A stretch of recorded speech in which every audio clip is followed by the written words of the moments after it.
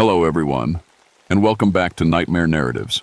I can picture some of you already in bed, maybe some of you just getting home from work. Wherever you are, whatever time it is, I'm glad you're here. If this helps you relax or sleep, please like and subscribe. It means a lot. Now let's get you comfortable, and I'll tell you tonight's story. My name is Jackson Wolf, but everyone calls me Jack.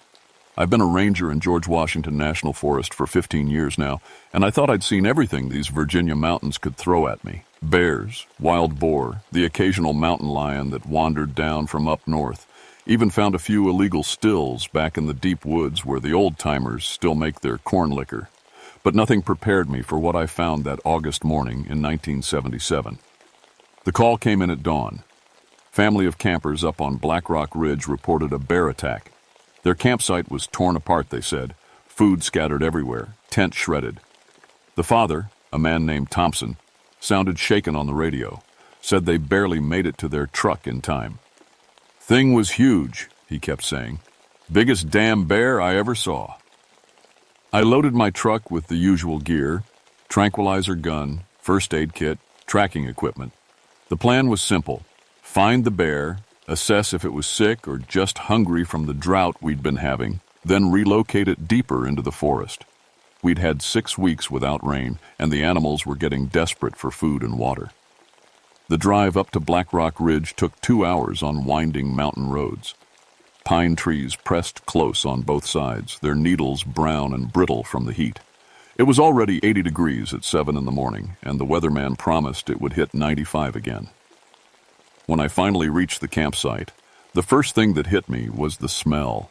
Not the usual garbage and rotting food smell you get with bear problems. This was something else, something wild and musky, like wet fur mixed with something I couldn't name. The Thompson family had already packed up and left, but the damage they described was real enough. Their tent looked like it had been put through a wood chipper, sleeping bags torn to pieces, cooler smashed open, canned goods scattered across 50 yards of forest floor. But here's what bothered me right from the start. There were no bear signs, no scat, no claw marks on the trees, no hair caught on branches. Bears are messy eaters, and they leave evidence everywhere. This site was destroyed, but it was clean destruction, almost like something had been careful not to leave traces. Then I found the first track. It was pressed deep into a patch of soft mud near the creek, about 30 yards from where the tent had been. At first glance, it looked almost human: 5 toes, a heel, an arch. But it was 18 inches long and 8 inches wide. The toes had left gouges in the earth like claw marks. I knelt down and studied it closer. The print was fresh, maybe 6 hours old. Whatever made it was heavy, had to be, to press that deep into hard-packed mud. But the shape was all wrong for a bear. Bears have longer claws, different toe spacing. Their hind feet don't look anything like this. I followed the track line and found 2 more prints. Then nothing. The trail just stopped at a rocky outcrop, like whatever made it had simply vanished into thin air. That's when I noticed how quiet the forest had become. No birds singing, no squirrels chattering. Even the insects had gone silent. In 15 years of ranger work, I'd learned that when the forest goes completely quiet, it means something is very wrong. I pulled out my radio to call back to headquarters, but all I got was static. Not unusual up here in the mountains, but it added to the feeling that something was off. The air felt thick and heavy, not just from the heat.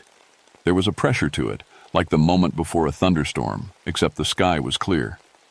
I decided to follow the creek downstream, looking for more signs. The water was running low from the drought, just a trickle between the rocks. Perfect conditions for tracking, since animals would have to come here to drink. That's when I found the second set of prints. These were different. Smaller, but still wrong somehow. They led from the water's edge up toward a stand of old oak trees. I followed them, my rifle ready even though I wasn't sure what I was tracking anymore. The trail led to a tree that stopped me cold. An old oak, probably 100 years old, with claw marks carved deep into the bark. But these weren't bear claws. They were too high up, starting about 12 feet off the ground and going up another 6 feet. Whatever made them was either incredibly tall or could climb like nothing I'd ever seen. The marks were fresh. Sap was still bleeding from the gouges, sticky and amber in the morning sun. The cuts were precise, evenly spaced, almost like they'd been made on purpose, like something was marking its territory. I backed away from the tree and tried the radio again. Still nothing but static. The sun was getting higher, and the temperature was climbing fast. Sweat was running down my back, but there was a chill running up my spine that had nothing to do with the weather. That's when I heard it for the first time. A sound I'd never heard before in all my years in these mountains. Not quite a howl, not quite a scream. Something in between that made every hair on my arms stand up. It echoed off the ridges, seeming to come from everywhere and nowhere at once. Whatever had destroyed that campsite, it wasn't a bear. And it was still out there. The sound came again 20 minutes later, closer this time. I was following what looked like a game trail through a thick stand of mountain laurel when the howl scream cut through the morning air like a knife. It was coming from maybe a quarter-mile ahead, up toward the ridgeline. I stopped and listened, trying to place the direction. In Vietnam, I'd learned to read sounds the way other people read books. A snapping twig could mean the difference between living and dying. But this sound didn't fit any category I knew. It was too intelligent for an animal, too wild for a human. I check. Ed my equipment. Rifle loaded, safety off. Tranquilizer gun ready. Radio still dead. I had about 6 hours of water and enough supplies for 2 days if I had to stay overnight. The smart thing would have been to head back to the truck and report what I'd found. Instead, I kept following the trail. The path wound upward through dense forest, getting steeper with each step. Pine and oak gave way to mountain ash and wild cherry. The air was thinner up here and somehow felt cleaner despite the oppressive heat. But that pressure was still there, that feeling of being watched. Every few hundred yards, I found another sign, a footprint in soft earth, branches broken at heights no bear could reach, rocks arranged in patterns that looked almost like markers or warnings. Then I found the bones. They were arranged in a circle about 10 feet across, right in the middle of the trail where I couldn't miss them. Deer bones mostly, but some I couldn't identify. They'd been picked clean and bleached white by the sun. But what bothered me wasn't the bones themselves. It was how they were arranged. The pattern was too neat, too deliberate. Like someone or something had placed each bone carefully, creating a design that hurt to look at. The bones formed shapes that almost made sense, but not quite, like trying to remember a dream after you wake up. I stepped around the circle, not wanting to disturb it, and kept climbing. The trail was getting harder to follow. Sometimes it would vanish completely for 100 yards, then pick up again like whatever made it could fly. That's when I realized I was being followed. It started as just a feeling, the kind of itch between your shoulder blades that means someone's watching you. In the war, we called it sniper sense. Your body knows when it's in crosshairs before your brain does. I stopped and listened. Nothing. But when I started walking again, and I heard it, a soft sound like footsteps about 50 yards behind me. When I stopped, the footsteps stopped. When I moved, they moved. I tried an old trick from my tracking days. I walked, normally for about 20 steps, then suddenly dropped behind a fallen log and waited. If something was following me, it would either stop too quickly or keep moving and give itself away. What I heard instead was silence. Complete, total silence. No footsteps. No breathing. No sound at all. Like whatever had been following me had simply vanished. Then I felt hot breath on the back of my neck. I spun around, rifle ready, but there was nothing there. Just empty forest and dancing shadows. But the feeling lingered, that sensation of something large and alive standing right behind me, close enough to touch. My hands were shaking as I checked the area. No tracks, no bent grass, no sign that anything had been there at all. But I could still smell that musky scent, stronger now, wild and ancient, like something that had never been civilized. I was being hunted. The realization hit me like cold water. For 15 years, I'd been the one doing the tracking. I'd followed wounded bears, tracked lost hikers, hunted down problem animals. I was the predator in these mountains. But now something had turned the tables. Something was tracking me with skills that made my own look clumsy. It knew where I was going before I did. It was studying me, learning my patterns, figuring out how I moved and thought. The trail ahead split into 3 paths. I studied the ground, looking for signs of which way to go. That's when I noticed something that made my blood run cold. My own footprints were there in the soft earth, clear as day, but they were facing the wrong direction. According to the tracks, I had walked up this path an hour ago before I'd ever been here. The prints were fresh, maybe 30 minutes old. But that was impossible. I'd never been on this part of the mountain before in my life, unless something else was making tracks that looked exactly like my boots. I knelt down and studied. The prints closer. Same size as my feet, same tread pattern, same scuff mark on the left heel where I'd scraped against a rock the week before. They were perfect copies of my tracks, but they led up the middle path toward the ridge. It was a trap. It had to be. Something was trying to lead me somewhere specific, using my own tracks as bait. But what kind of animal could do that? What kind of animal was smart enough to copy human footprints? The answer, I was starting to realize, was no animal at all. I chose the left path instead, the one without my fake footprints. It led through a stand of dead trees, their branches reaching toward the sky like skeletal fingers. The drought had killed them, but they were still standing, creating a maze of gray wood and deep shadows. That's where it tried to ambush me. I was halfway through the dead forest when I heard branches breaking above me. I looked up just in time to see something massive moving through the treetops, flowing from branch to branch like water. It was there for maybe 2 seconds before it vanished, but I got a clear look. It was shaped like a man, but bigger, much bigger, maybe 10 feet tall, covered in dark fur. Its arms were too long, its shoulders too wide, and its eyes, even from 50 feet up I could see its eyes. They were amber-colored and intelligent, watching me with an expression I'd seen before on the faces of enemy soldiers. It was deciding whether to kill me. I dove behind a fallen trunk just as something heavy crashed down where I'd been standing. Wood splintered. Dust flew. When I looked up, there was a crater in the ground shaped like a massive fist, but whatever made it was already gone.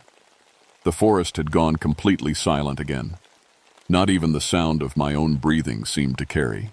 I was alone in a maze of dead trees with something that could move through the treetops like a spider and hit the ground hard enough to shatter stone. And it was playing with me. I stayed behind that fallen log for what felt like hours, but was probably only 10 minutes. My heart was hammering so hard, I was sure the thing could hear it. Every shadow looked like movement. Every creaking branch sounded like footsteps, but nothing happened. Whatever was up there, it was waiting, watching, learning. Finally, I couldn't take it anymore. I had to move. Staying in one place was a death trap. In Vietnam, we called it becoming a target. I counted to 3, then rolled to my left and came up running. Nothing followed me. At least, nothing I could see. I made it through the dead forest and up onto a rocky ledge that gave me a clear view of the valley below. From here, I could see for miles. The forest spread out like a green carpet, broken only by the silver line of the creek and a few bare patches where the drought had hit hardest. But what caught my attention was the pattern. Looking down from above, I could see paths through the forest that weren't visible from ground level.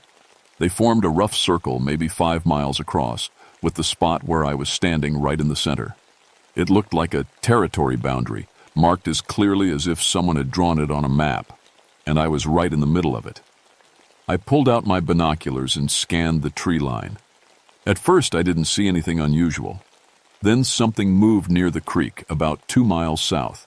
Something big and dark that walked upright for a few steps before dropping to all fours and disappearing into the underbrush. There was more than one of them. The radio crackled to life suddenly, making me jump. Base to Ranger 7. Come in, Ranger 7. The voice was Chief Morrison from headquarters, probably wondering why I hadn't checked in. Ranger 7 here, I said, keeping my voice low. I'm tracking the problem bear on Black Rock Ridge. Any luck? The Thompson family filed a complaint. Want to make sure this gets handled properly." I almost told him the truth.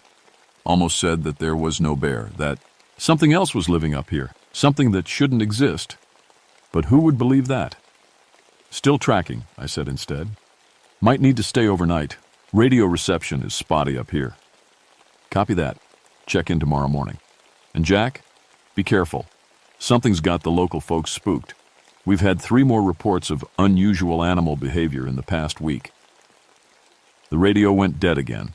I was on my own. I spent the next 2 hours working my way around the perimeter of what I was starting to think of as their territory. Every few hundred yards, I found more signs: trees marked with claw gouges, rock cairns that looked like primitive altars, and bones, always bones, arranged in patterns that made my eyes hurt to follow. But the most disturbing discovery was the cave. I found it on the north face of the ridge, hidden behind a curtain of dead vines. The opening was about 8 feet high and perfectly round, like it had been carved rather than formed naturally. The smell coming from inside was overwhelming, that same musky scent I'd been tracking, but concentrated until it was almost visible. I switched on my flashlight and peered inside. The beam revealed a tunnel that went back about 30 feet before opening into a larger chamber. The walls were smooth stone, but they weren't natural. Someone or something had worked them, carved them into shapes that almost looked like writing. And there were more bones. Lots more bones. They lined the walls of the tunnel like decorations.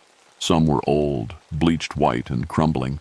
Others were fresh enough that I could still smell the decay. Most looked like deer and smaller animals, but some were different, longer, more delicate. I was pretty sure some of them had been human once. That's when I heard breathing behind me. I spun around, flashlight beam cutting through the darkness. Nothing there, but the breathing continued. Dude, slow and deep and much too close. It was coming from inside the cave, from the chamber I hadn't explored yet. Something was home. I backed away from the cave entrance, trying to keep my movement slow and non-threatening. Whatever was in there, I didn't want to meet it in a confined space. In the tunnels of Vietnam, close quarters fighting was brutal and usually fatal. Out here in the open, at least I had room to run. The breathing stopped. In the sudden silence, I heard something else. Footsteps, multiple sets, coming from different directions. They were surrounding me. I found a defensive position behind a cluster of boulders and waited. The footsteps got closer, but I still couldn't see anything. It was like being hunted by ghosts. Then one of them made a mistake. A shadow moved wrong against the trees, and for just a moment I saw it clearly. It was crouched about 50 yards away, partially hidden behind a pine tree, man-shaped but wrong in every detail. Too tall, too wide, covered in dark fur that seemed to shift and flow in the light. Its face was almost human except for the eyes, which reflected my flashlight beam like an animal's. It was watching me with the patience of a predator that had all the time in the world. I raised my rifle and aimed at center mass. The creature didn't move. It just kept watching, like it was curious about what I would do, like it was studying human behavior. I almost pulled the trigger. My finger was on it, taking up slack, when something stopped me. Maybe it was the intelligence in those amber eyes. Maybe it was the way it held itself, like a soldier at rest rather than an animal ready to attack. Or maybe it was the fact that 3 more of them had appeared while I was focused on the first one. They had me surrounded.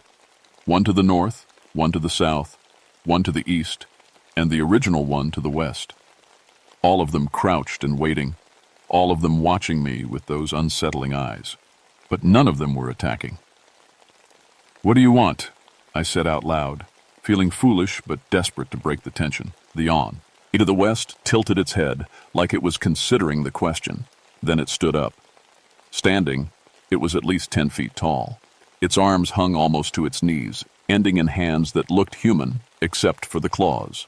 Its face was a mixture of ape and man, with intelligent eyes set deep under a heavy brow. When it opened its mouth, I could see teeth that were definitely not human. But it didn't attack. Instead, it raised one massive hand and pointed back the way I'd come, back toward my truck, back toward the world of highways and ranger stations and things that made sense. It was telling me to leave. This is your territory, I said, understanding finally dawning. You've been trying to scare me off, not kill me. The creature nodded once, a very human gesture that looked strange coming from something so obviously not human. But I can't just leave, I continued. People think there's a dangerous bear up here. They'll send hunters, lots of them. The creature's expression changed. The intelligence in its eyes sharpened, and I saw something I recognized from my time in combat. It was the look of a soldier who knew a fight was coming and was already planning for it. It spoke then, in a voice like gravel and wind. No hunters. 2 words in perfect English, but with an accent I couldn't place. Old, very old. I can try to keep them away, I said. But I need something from you. No more attacks on campers. Stay away from the trails. Let people think the dangerous animal moved on. The creature considered this for a long moment. Then it nodded again. Deal, it said. And just like that, they were gone. All 4 of them vanished into the forest like they'd never been there at all. I was alone on the mountainside with the smell of pine and the sound of my own hammering heart. I'd just negotiated a treaty with something that wasn't supposed to exist. I didn't sleep that night. Jot! How could I? Every sound in the darkness made me reach for my rifle. Every shadow looked like something crouched and waiting, but nothing came for me. They kept their word. Dawn found. Me sitting on the rocky ledge, watching the sun paint the mountains gold and red. The radio crackled again. Chief Morrison wanting an update. I told him the bear had moved on, probably headed deeper into the mountains where the streams were still running. He seemed satisfied with that. But as I packed my gear to head back down, I found something that changed everything. It was tucked under a rock near my sleeping bag, a piece of bark with marks carved into it. At first I thought they were random scratches. Then I realized they were numbers. 1968, 1969. The years I'd been in Vietnam. Someone or something had been in my pack while I slept. They'd gone through my wallet, found my military ID, and left me this message. They knew exactly who and what I was. The creature was waiting for me on the trail down, sitting on a fallen log like it had all the time in the world. Up close and in daylight, it looked even more impossible. Its fur was dark brown with streaks of silver, especially around the face.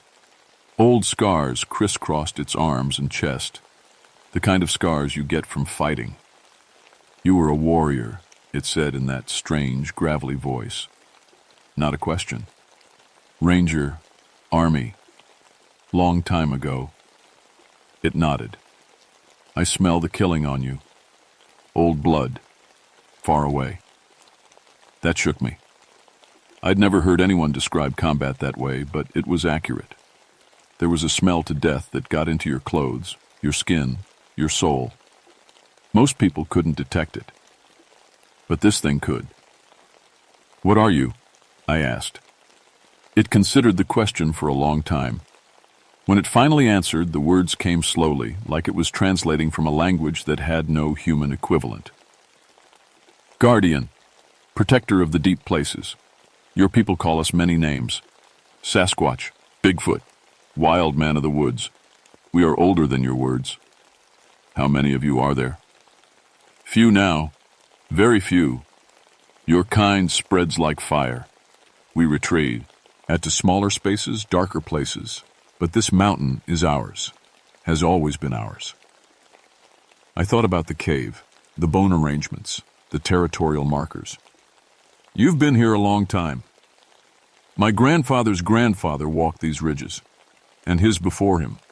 We remember when your warriors in blue and gray bled the earth red. It paused. Some stayed. Deserters. Broken warriors who could not return to the world of men. We understood their pain. Is that why you didn't kill me? Because I'm a soldier? The creature's amber eyes met mine. Warriors recognize warriors. You hunt, but not for sport. You kill, but not for pleasure. Your scars match ours. It was right. I could see the parallel now. Two old soldiers, both scarred by battles they'd rather forget, both trying to protect something they cared about. For me, it was the hikers and campers who trusted me to keep them safe. For this being, it was an ancient way of life that was slowly disappearing. The attacks on campers, that was you marking territory? Young ones, eager to prove themselves. They see invaders and react as warriors do. I have counseled them to restraint. And the Thompson family?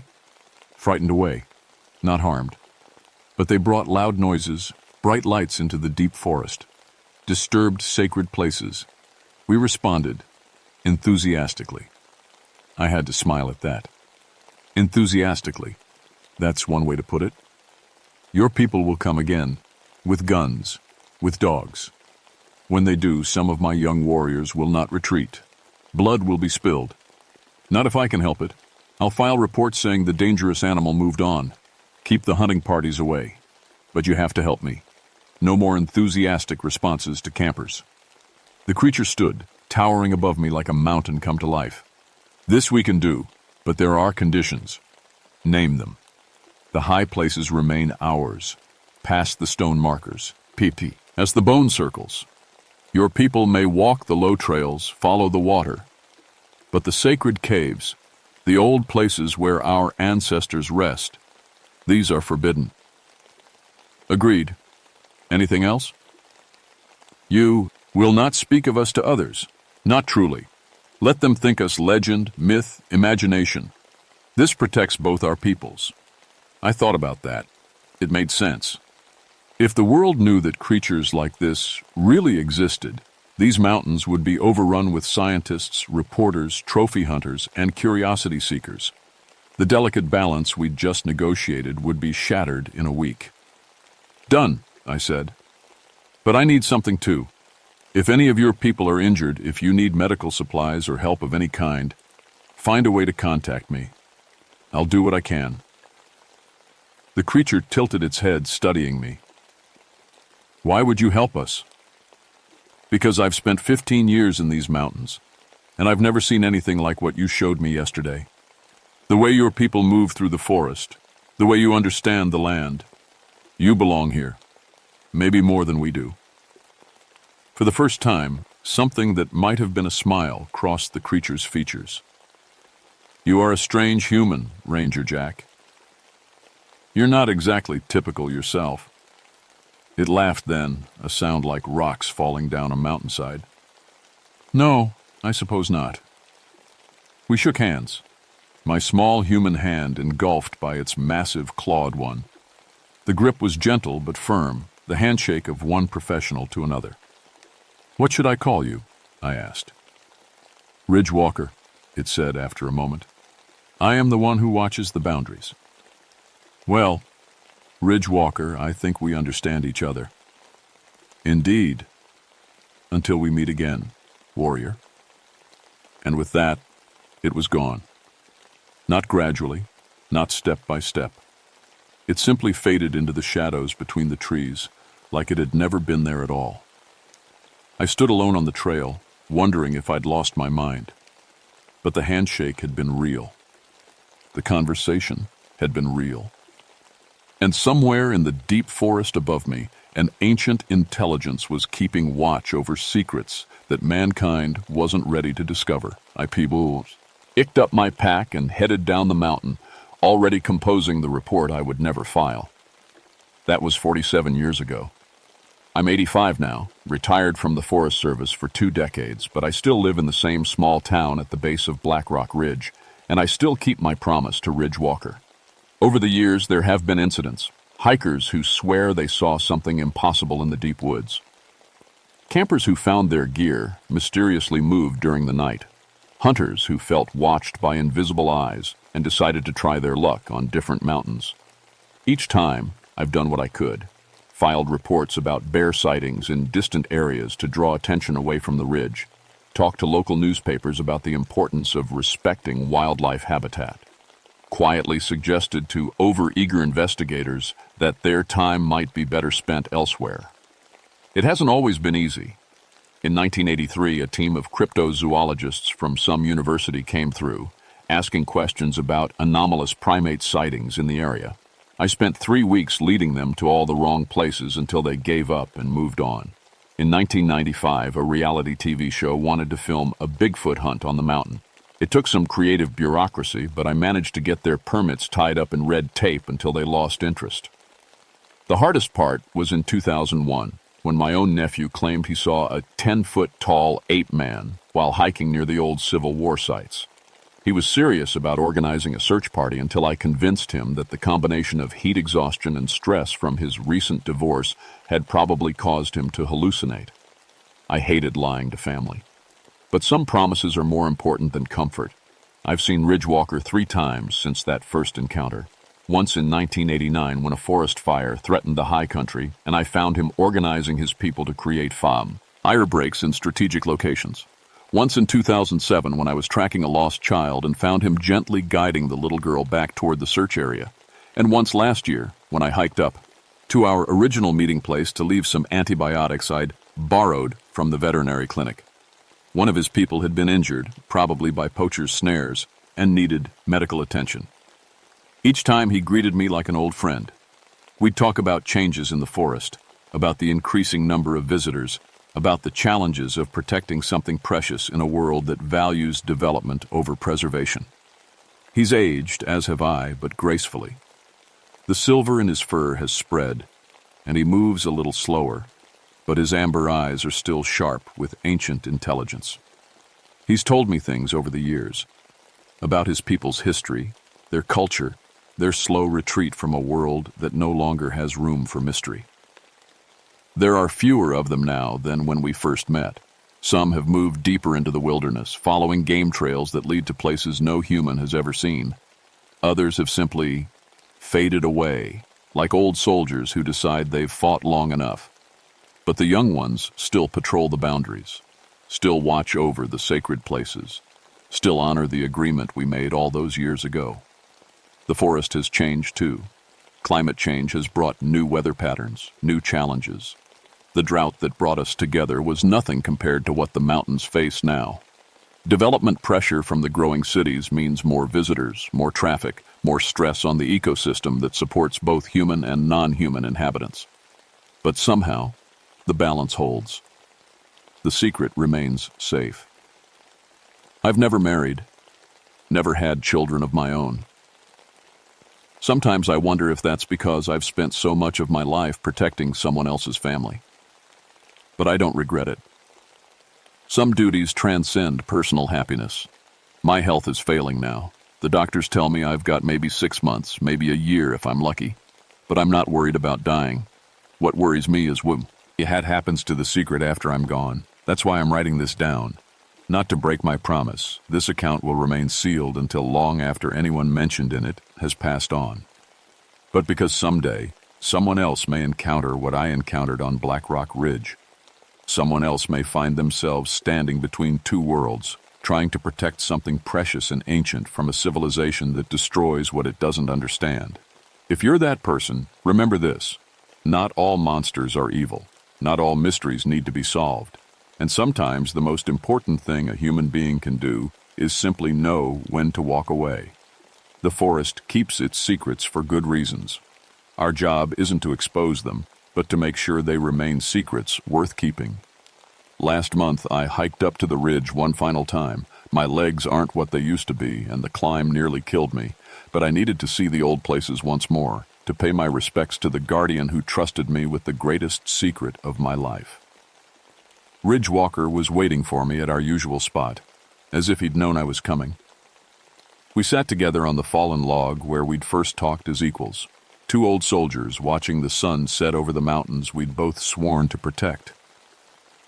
"Your time grows short," he said.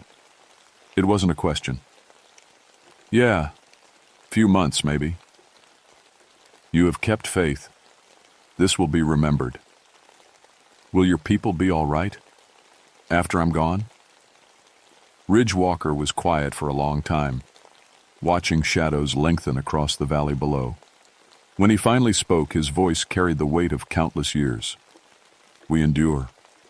We adapt. We survive, as we always have. But the world grows smaller, and we grow fewer. Perhaps that is the way of things. I wish I could do more. You have done enough. More than enough. You gave us 47 years of peace. That is no small gift. We shook hands one last time. Yes, and I made my way back down the mountain. I didn't look back. Some goodbyes are too hard to watch. But as I reached my truck, I heard it one more time. That sound I'd first encountered as a young ranger following what I thought were bear tracks. The howl scream that had terrified me then, but now sounded like a salute, a warrior's farewell. I drove home knowing I'd kept my word. The secret was safe. The balance was maintained. And somewhere in the mountains above, ancient eyes continued their eternal watch over mysteries that mankind isn't ready to understand. That's enough. That has to be enough. Some stories are too important to tell while the storytellers are still alive. But when we're gone, when the last person who remembers is dust, maybe then someone will read this and understand. There are places in this world where magic still lives. There are beings who remember when the earth was young. And sometimes, if we're very careful and very respectful, they let us glimpse wonders beyond our imagination. Protect them. Preserve them.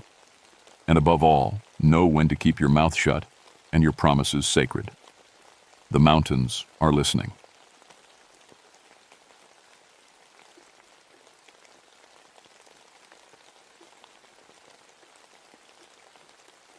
My name is Catherine Bradshaw, but everyone calls me Kate. I've been a park ranger for 20 years now, and I'm the first woman in West Virginia to become a climbing rescue specialist. Some folks thought a woman couldn't handle the technical stuff, but I proved them wrong every time someone got stuck on these rocks. It was April 15th, 1991, when the call came in.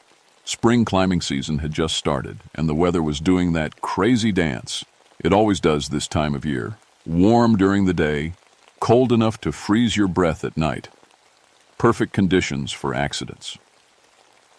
We got a group of women climbers overdue on North Peak, dispatch told me over the radio. 5 of them, supposed to be back yesterday evening. I grabbed my gear and headed out.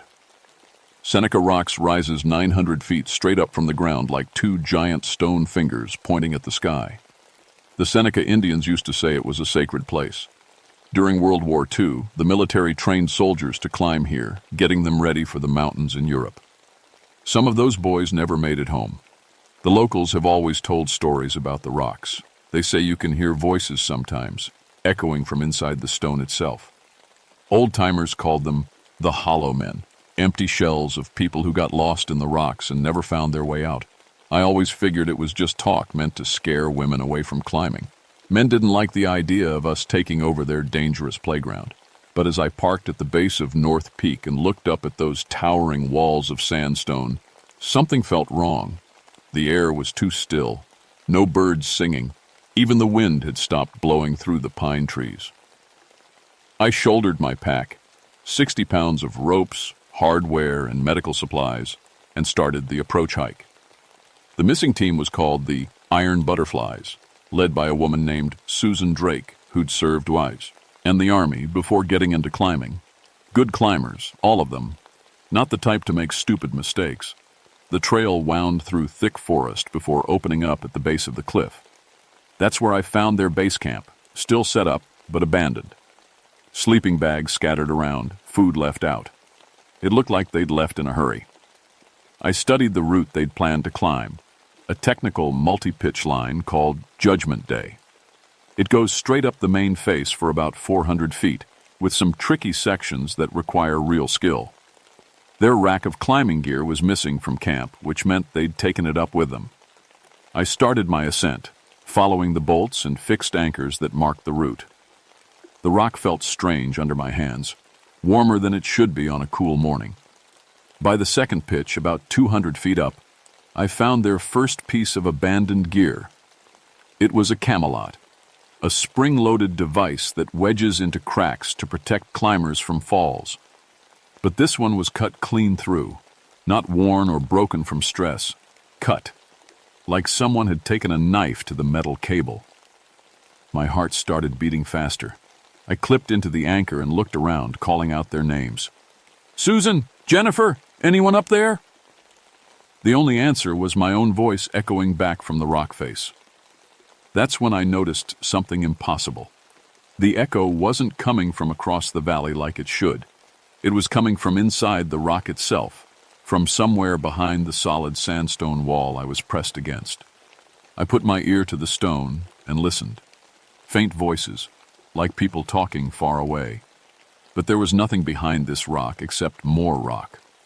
Solid stone that had been here for millions of years. I kept climbing, finding more cut gear every 100 feet or so.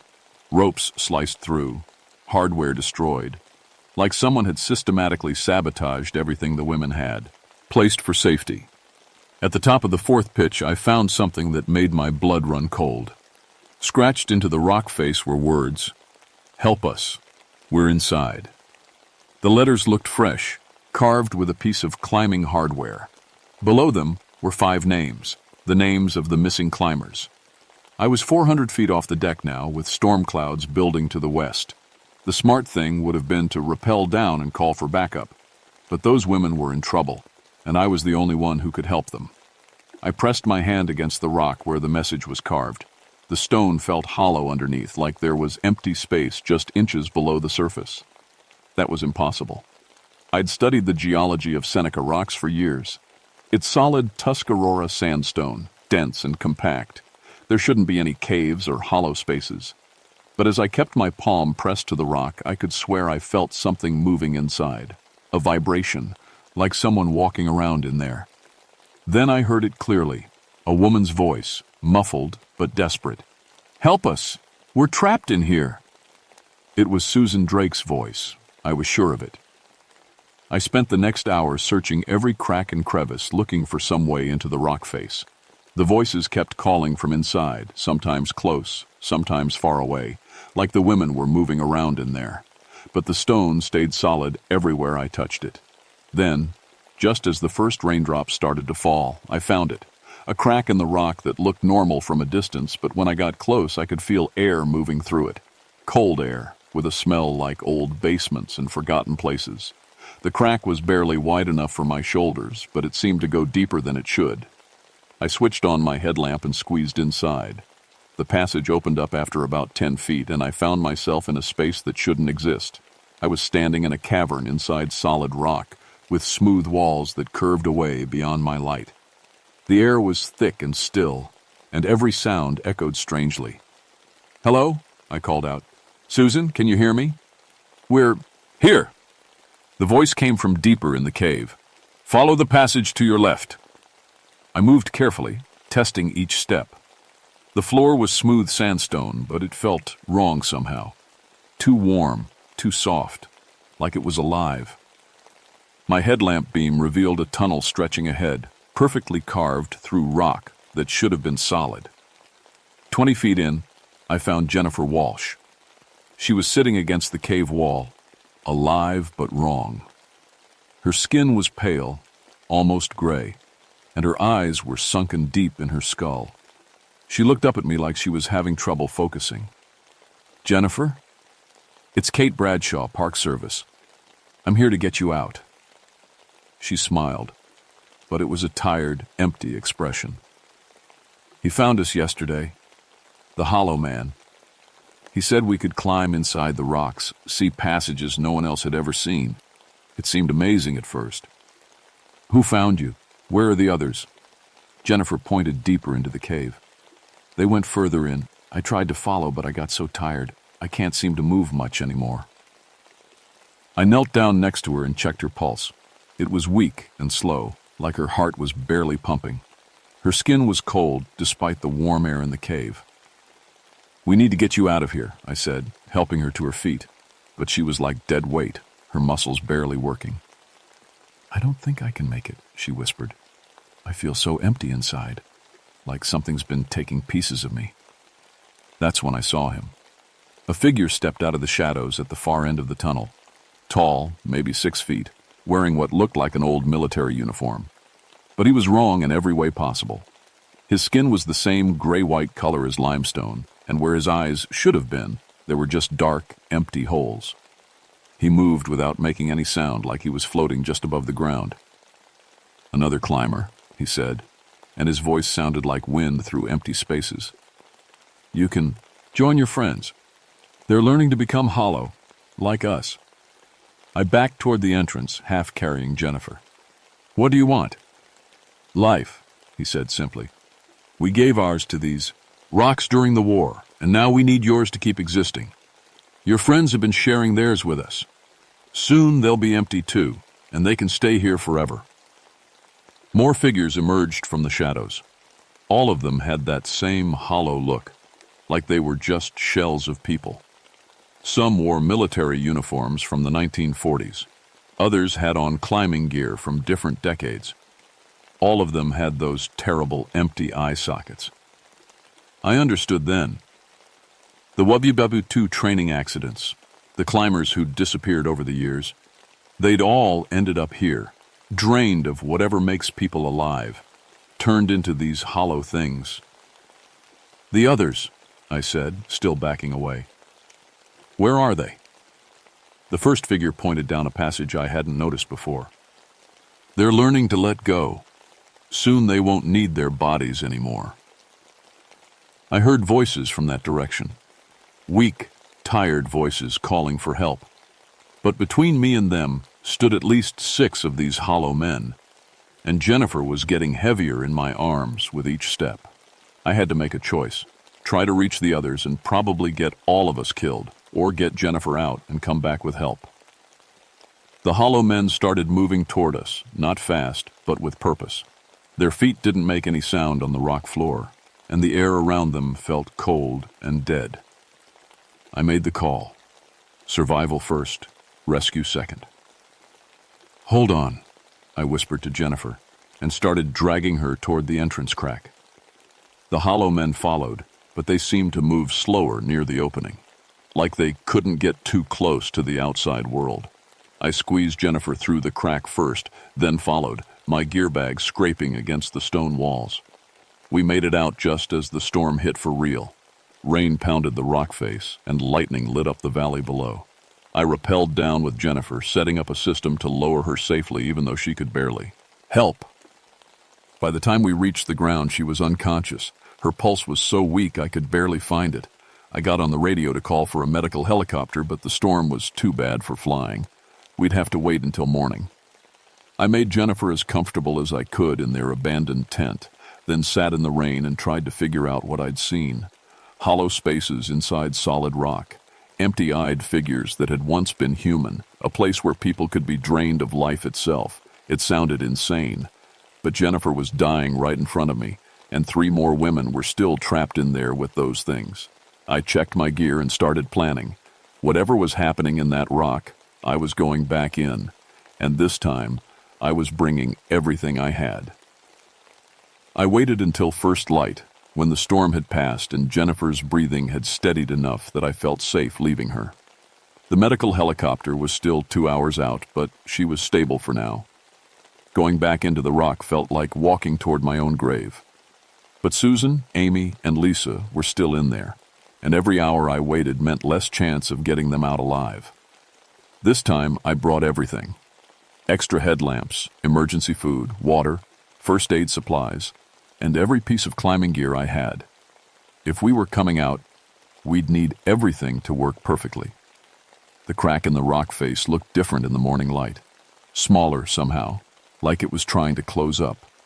I had to really force myself through, and halfway in, the walls seemed to press against my shoulders like they were alive. The cave beyond was darker than I remembered, and my headlamp beam didn't reach as far. The air had that same dead basement smell, but stronger now, like something was rotting deep inside the rock. I moved past the spot where I'd found Jennifer, following the passage that led to where the hollow man had pointed, and the tunnel curved and twisted, and I started to realize something impossible. I'd been walking for 10 minutes, but the space inside the rock was bigger than the entire formation should be. The voices got clearer as I went deeper. I could hear Amy Chen calling for her sister, telling her she loved her.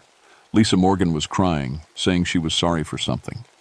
And Susan Drake, the tough ex-soldier, was whispering what sounded like prayers. The passage opened into a huge chamber, and I stopped dead at what I saw. The three women were sitting in the middle of the space, but they weren't alone.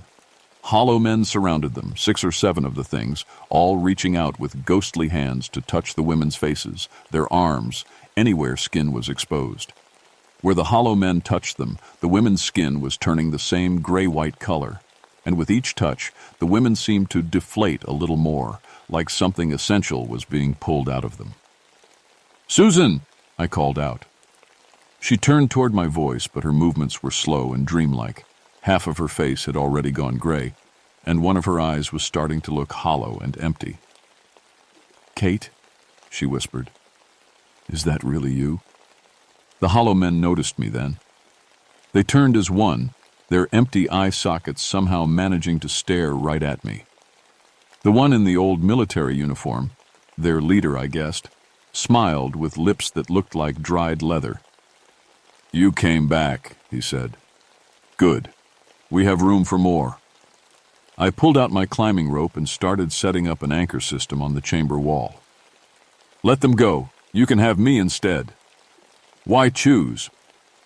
The hollow man laughed, and the sound echoed off the walls like breaking glass. "We have all the time in the world, and you'll find it's not so bad being hollow.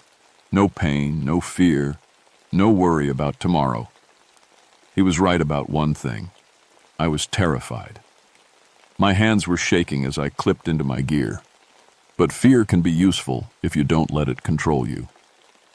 I'd noticed something about these hollow men. They moved slow, like they were underwater, and they seemed to need physical contact to drain people. If I could keep moving, stay away from their hands, maybe I could get the women out. "Amy! Lisa, can you move?" Amy Chen tried to stand, but collapsed immediately. Lisa didn't even respond to her name. They were too far gone to help themselves. But Susan still had some fight left in her. The military training was keeping her conscious, even as the hollow men fed on her life. "Susan, I need you to listen to me," I called out, starting to rappel down from my anchor point. "When I say move, you grab Amy and Lisa and get toward my voice. Can you do that?" I think so." The hollow men started moving toward my rope, reaching up with those dead hands. I swung away from the wall, using my climbing skills to stay just out of reach.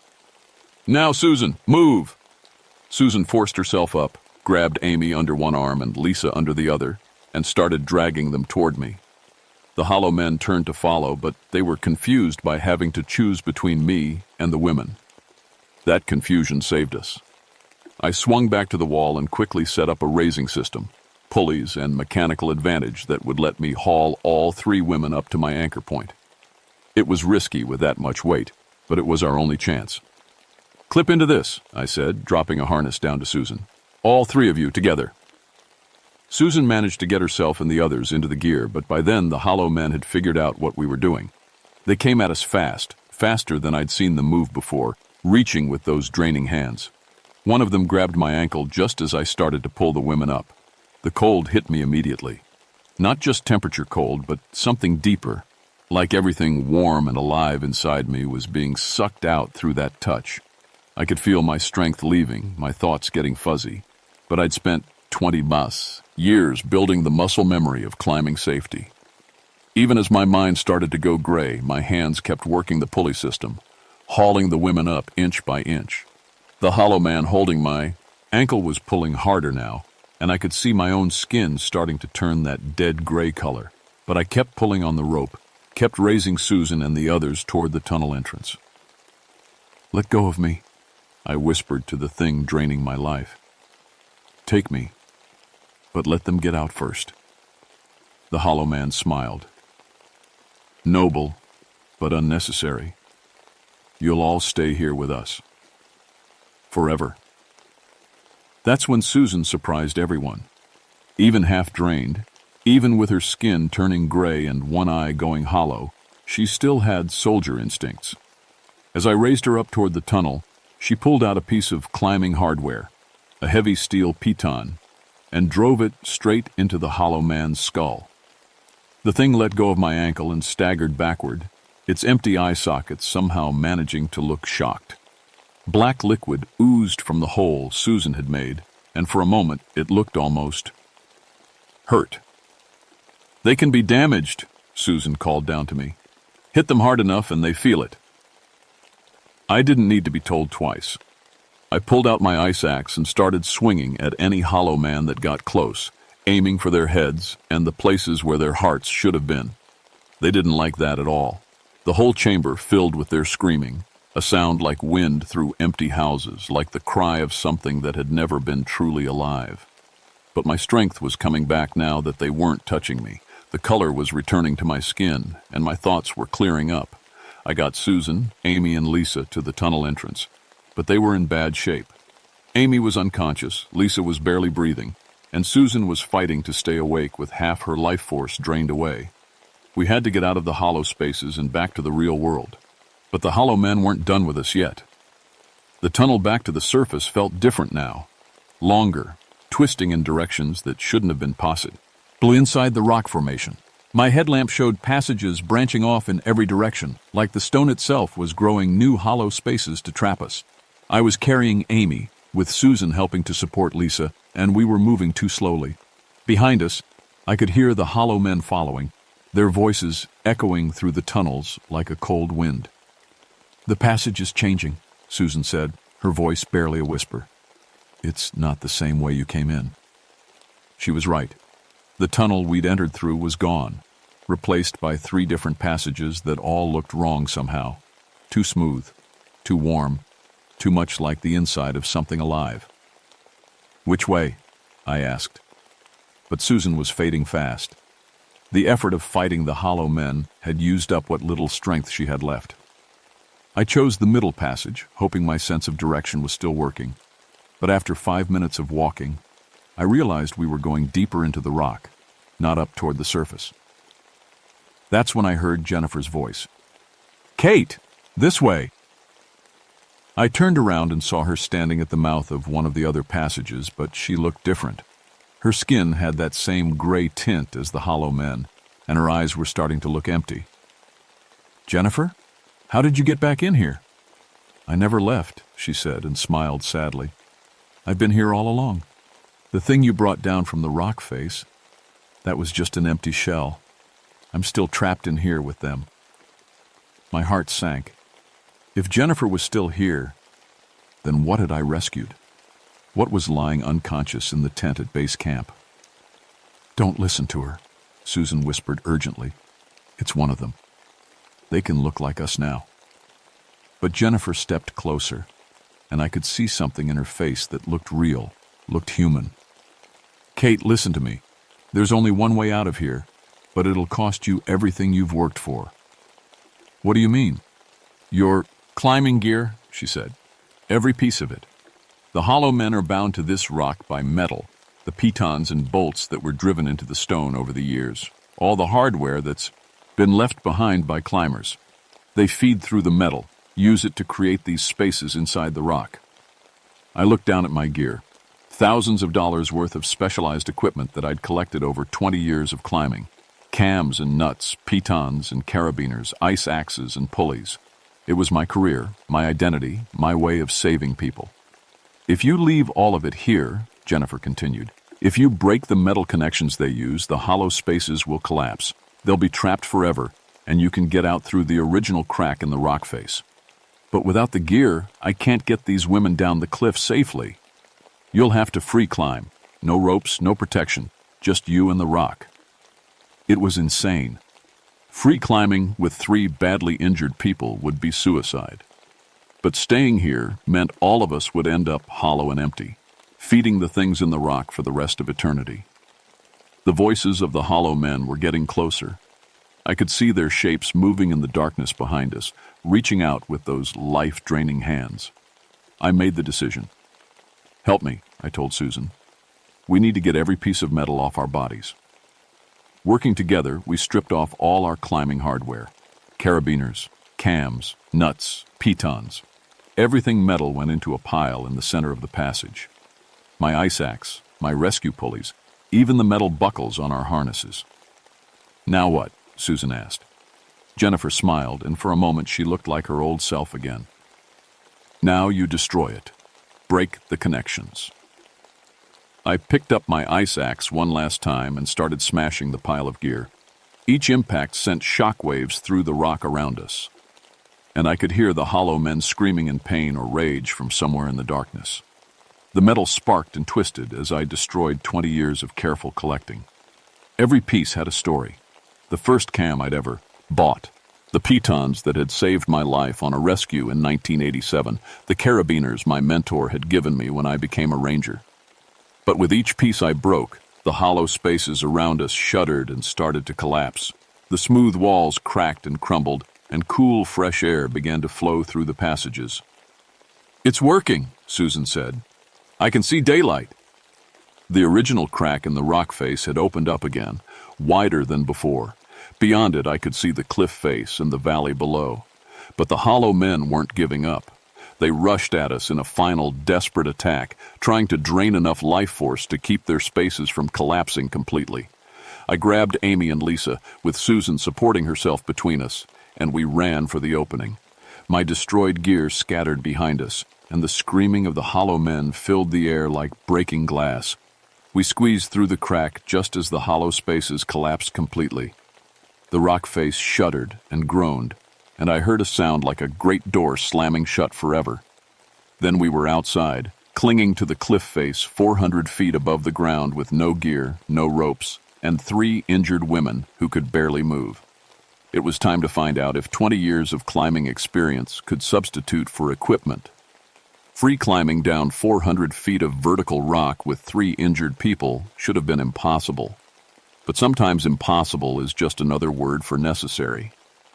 I went first, finding handholds and footholds that would work for people with limited strength. Susan followed, moving slowly but steadily. Amy and Lisa. I had to lower one at a time, using their clothes and my own body as anchors, taking tiny steps down the rock face. It took 4 hours. 4 hours of perfect concentration, of trusting the rock and trusting my experience. Every hold had to be solid. Every movement had to be controlled. When we finally reached the ground, all of us collapsed. Susan was barely conscious. Amy and Lisa were in shock, and I was shaking from exhaustion and adrenaline. The medical helicopter arrived 20 minutes later.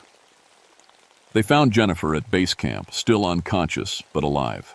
The doctors said she was suffering from severe dehydration and exposure, but she recovered completely. She never remembered being inside the rock, never remembered the hollow men or the impossible spaces. Amy and Lisa spent a week in the hospital. The doctors couldn't explain their condition: severe fatigue, muscle weakness, and what looked like mild hypothermia despite the warm weather. But they got better, slowly. Susan took longer to recover. She'd been drained more than the others, and something in her had been permanently changed. She could never quite shake the feeling that part of her was still back there in the rock, still feeding those empty things. She quit climbing and moved to Florida, as far from the mountains as she could get. I filed my official report, but I left out the supernatural parts: equipment failure, cave-in, successful rescue. The Park Service bought it, mostly because they wanted to. Nobody wants to believe in hollow men. But I knew the truth. And 3 months later, I quit my job. I couldn't climb anymore, not without gear, not without the equipment I'd destroyed to save those women. Every time I looked at the rock faces I used to love, I heard voices calling from inside the stone. I became a climbing instructor instead, teaching people the basics on small cliffs and indoor walls. Safe climbs, controlled environments, no risk of finding passages that shouldn't exist. I never told anyone the real story of what happened that day. But I did leave warnings, hidden in the climbing guides, and wrote descriptions for Seneca rocks. Little notes about avoiding certain areas during storms, about hollow sounds in the rock face, about the importance of never climbing alone in the remote sections. Most people think they're just standard safety advice. Sometimes, late at night, I drive out to Seneca rocks and listen. The wind through the stone sounds different now. Quieter, like something that used to echo there has been sealed away. The hollow men are gone, trapped forever by the collapse of their metal-fed spaces. But sometimes, when the moon is dark and the air is still, I think I can hear them calling. Faint voices from deep inside the rock, empty voices that hunger for life. The climbing guides now list several routes on Seneca Rocks as permanently closed due to rockfall danger. Those are the areas where the hollow spaces used to be, where the stone still bears scars from what we found inside. New climbers ask me why I don't use gear anymore, why I only teach basic techniques. I tell them that sometimes the safest way up a cliff is to climb it with nothing but your hands and your knowledge. I don't tell them that some rocks are hungry. I don't tell them that some empty spaces are better left sealed. And I don't tell them that every piece of metal we drive into the stone, every piton and bolt and anchor we leave behind feeds something that should never have existed in the first place, because some truths are too dangerous to share. But if you ever find yourself climbing at Seneca Rocks and you hear voices calling from inside the stone, remember what I learned. There are worse things than falling. There are worse things than dying. There are hollow spaces in the world where people can be emptied of everything that makes them human, where life itself becomes food for things that never should have been. And sometimes the only way to escape is to leave everything behind and trust the rock to hold you up with nothing but your own two hands.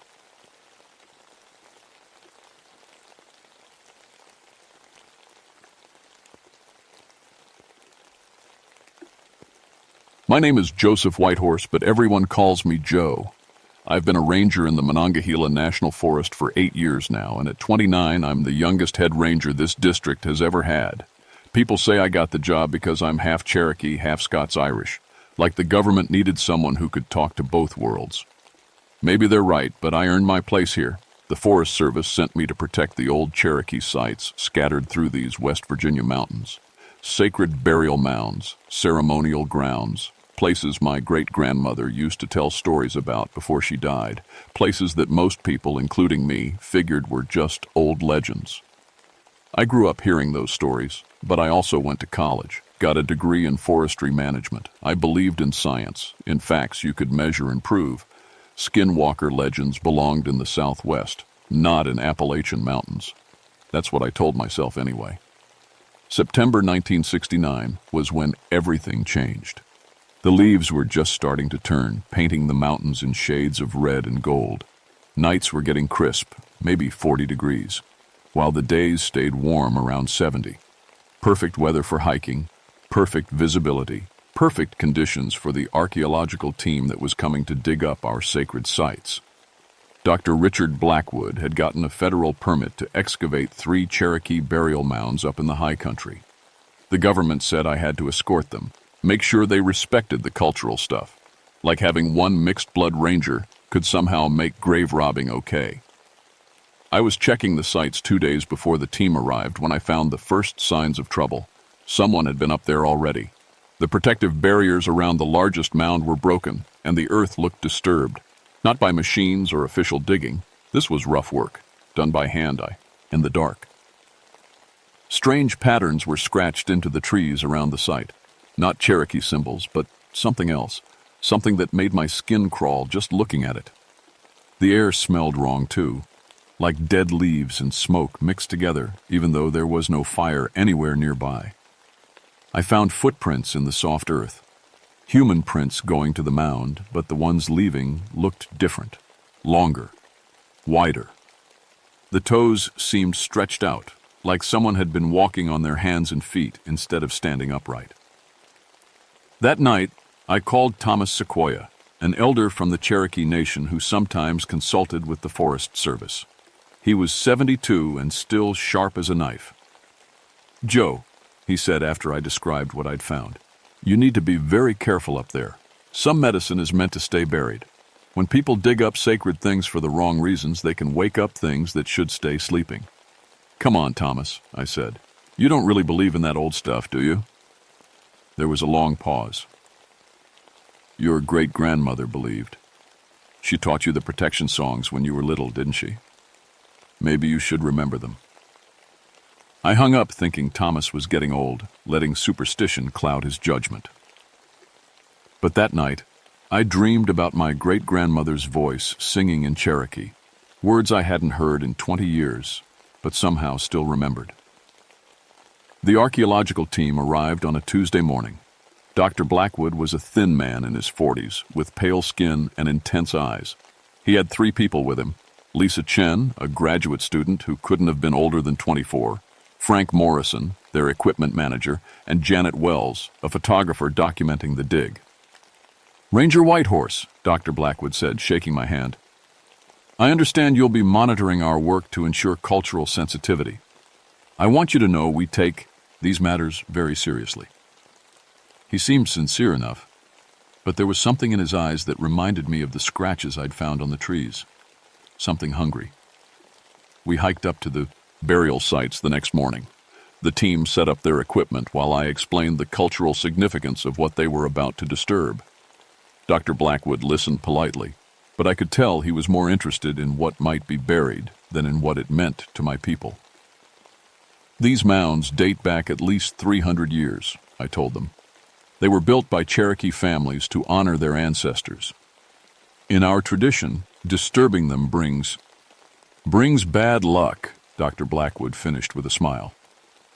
"Don't worry, Ranger. We're not treasure hunters. This is scientific research that will help preserve Cherokee history for future generations." Lisa, the grad student, was different. She listened carefully and asked respectful questions. "What were those symbols carved into the trees?" she asked, pointing to the strange marks I'd found. "I don't know," I admitted. "They're not Cherokee. Someone else has been up here recently." Frank Morrison was setting up a grid system to map the dig site when his equipment started acting strange. The electronic measuring devices kept showing different readings every time he used them. His camera wouldn't focus properly. Even his compass spun wildly instead of pointing north. "Must be mineral deposits in the ground," Dr. Blackwood said, but he looked worried. Janet was taking photos of the site when she called out, "Hey, look at this!" She'd found more of those strange scratches, these ones carved deep into the bark of an old oak tree. They formed a pattern that hurt to look at, lines that seemed to twist and move when you weren't looking directly at them. "That's new," I said. "Those marks weren't here yesterday." Dr. Blackwood examined the scratches closely. "Probably some local kids playing pranks," he said, but his voice was shaky. "We should get started before we lose the daylight." They began excavating the smallest mound first. As soon as Frank's shovel bit into the earth, the temperature dropped 20 degrees. Our breath came out in white clouds, even though it was a warm September afternoon. "Weather changes fast in the mountains," I said, but I was lying. I'd never felt anything like this before. The deeper they dug, the colder it got. Lisa was shivering so hard she could barely hold her notebook. Frank kept stopping to warm his hands, and Janet's camera was fogging up from the sudden temperature change. That's when we found the first bones. They weren't human bones. They were animal remains, but twisted and wrong somehow. Ribs that curved the wrong way. Skull fragments that were too big and had too many teeth. Dr. Blackwood examined them with growing excitement. "This is extraordinary," he whispered. "These bone structures don't match any known North American species. They're like evolutionary mistakes, or what?" Lisa asked. "Or something that was never supposed to exist in the first place." As the afternoon wore on, the team found more of these twisted animal bones mixed in with traditional Cherokee burial items. Pottery, jewelry, tools, all exactly what you'd expect to find. But the animal remains made no sense. Frank found something that made him drop his shovel and step back. It was a necklace made of what looked like human teeth, but the teeth were too long and too sharp. They'd been strung together with sinew and hung with small bones that clicked together like wind chimes. "That's not Cherokee work," I said. And I meant it. My people honored life, even in death. We didn't make jewelry from teeth and bones like some kind of trophy collection. Dr. Blackwood picked up the necklace and held it up to the light. The moment his fingers touched it, his whole body went rigid. His eyes rolled back in his head, showing only white. Lisa screamed. For maybe 10 seconds, Dr. Blackwood stood there like a statue, the necklace clutched in his hands. Then he blinked, looked around confused, and smiled. "Sorry," he said, as if nothing had happened. "Just felt dizzy for a moment. The altitude, probably." But his smile was different now. Wider. His teeth looked sharper. Janet tried to take a photo of the necklace, but her camera wouldn't work. Every picture came out blurred or completely black, even in full daylight. "We should stop for today," I said. Something was very wrong and getting worse by the minute. "Nonsense," Dr. Blackwood said, still wearing that strange new smile. "We're just getting to the interesting parts." As the sun started setting, I noticed that Frank and Lisa were acting different too. Frank kept sniffing the air like he was smelling something the rest of us couldn't. Lisa had stopped taking notes and was just staring at the bones they'd uncovered, her eyes wide and unblinking. Only Janet seemed normal, and she looked scared. "Dr. Blackwood," she said, "maybe we should listen to the ranger. This place feels wrong." Dr. Blackwood turned to look at her, and for just a second, his face looked like something else. Something with too many teeth and eyes that reflected light like an animal's. Then it was just him again, smiling that sharp new smile. "Wrong?" he said. "No, Janet. This place feels right. More right than anywhere I've ever been." That's when I knew we were in serious trouble. I called Thomas Sequoia that night from my cabin, but the phone lines were down. The radio wouldn't work either. Just static and weird noises that sounded almost like voices speaking in a language I didn't recognize. The archaeological team was camping at the site despite my suggestions that they stay in town. When I hiked back up there the next morning, I found them gathered around the excavation like it was a campfire. They weren't talking, just staring down into the hole they'd dug. "Good morning," I called out, but none of them looked up. Dr. Blackwood was kneeling next to the pit, running his hands through the dirt like he was looking for something specific. His fingernails had grown overnight, thick and yellowed, more like claws than nails. Frank was crouched beside him, and I could see that the hair on his arms and neck had gotten thicker and darker. When he finally looked at me, his eyes had changed color from brown to pale yellow. Lisa was the worst. She was sitting cross-legged by the edge of the pit, rocking back and forth and humming something that definitely wasn't Cherokee. Her teeth had grown longer, and when she smiled at me, I could see that her canines were now sharp points. Only Janet looked normal, but she was pressed against a tree about 20 feet away from the others, clutching her camera like it was a weapon. "Ranger," she whispered when I got close to her. "Something happened to them last night. They've been like this since before dawn. They won't eat regular food anymore, only raw meat. Frank caught a rabbit with his bare hands and they shared it." I looked back at the team. Dr. Blackwood had found something in the dirt and was holding it up to examine it. It was another one of those bone necklaces, but this one was bigger and more elaborate. The teeth weren't human. They came from something with a muzzle full of fangs. "Dr. Blackwood," I said loudly, "I think we need to shut down this excavation." He looked up at me, and his face wasn't human anymore, not completely. His jaw had stretched out, making his mouth wider. His eyes were completely yellow now, with pupils that looked like a wolf's. "Shut down," he said, and his voice was rougher, like he was talking around teeth that didn't fit in his mouth anymore. "We're just getting started, Ranger. We've found things here that will change everything we know about this continent's history." "Those aren't historical artifacts," I said, pointing at the bone necklaces. "Someone's been using these sites for dark rituals. We need to get out of here and call for help." Frank laughed, but it came out as more of a howl. "Help? From who? The people who forced your ancestors off this land? The government that gives permits to dig up sacred graves?" He was right about that, but this wasn't the time for politics. This was about survival. Lisa stopped humming and looked at me with those changed eyes. "The old ones are waking up, Joe," she said, using my first name like we were friends. "They've been sleeping in these mountains for so long, waiting for someone to call them back. We're going to help them." I grabbed Janet's arm. "We're leaving. Now." But Dr. Blackwood stood up, and I realized he was taller than he'd been yesterday. His body had stretched out, become more angular.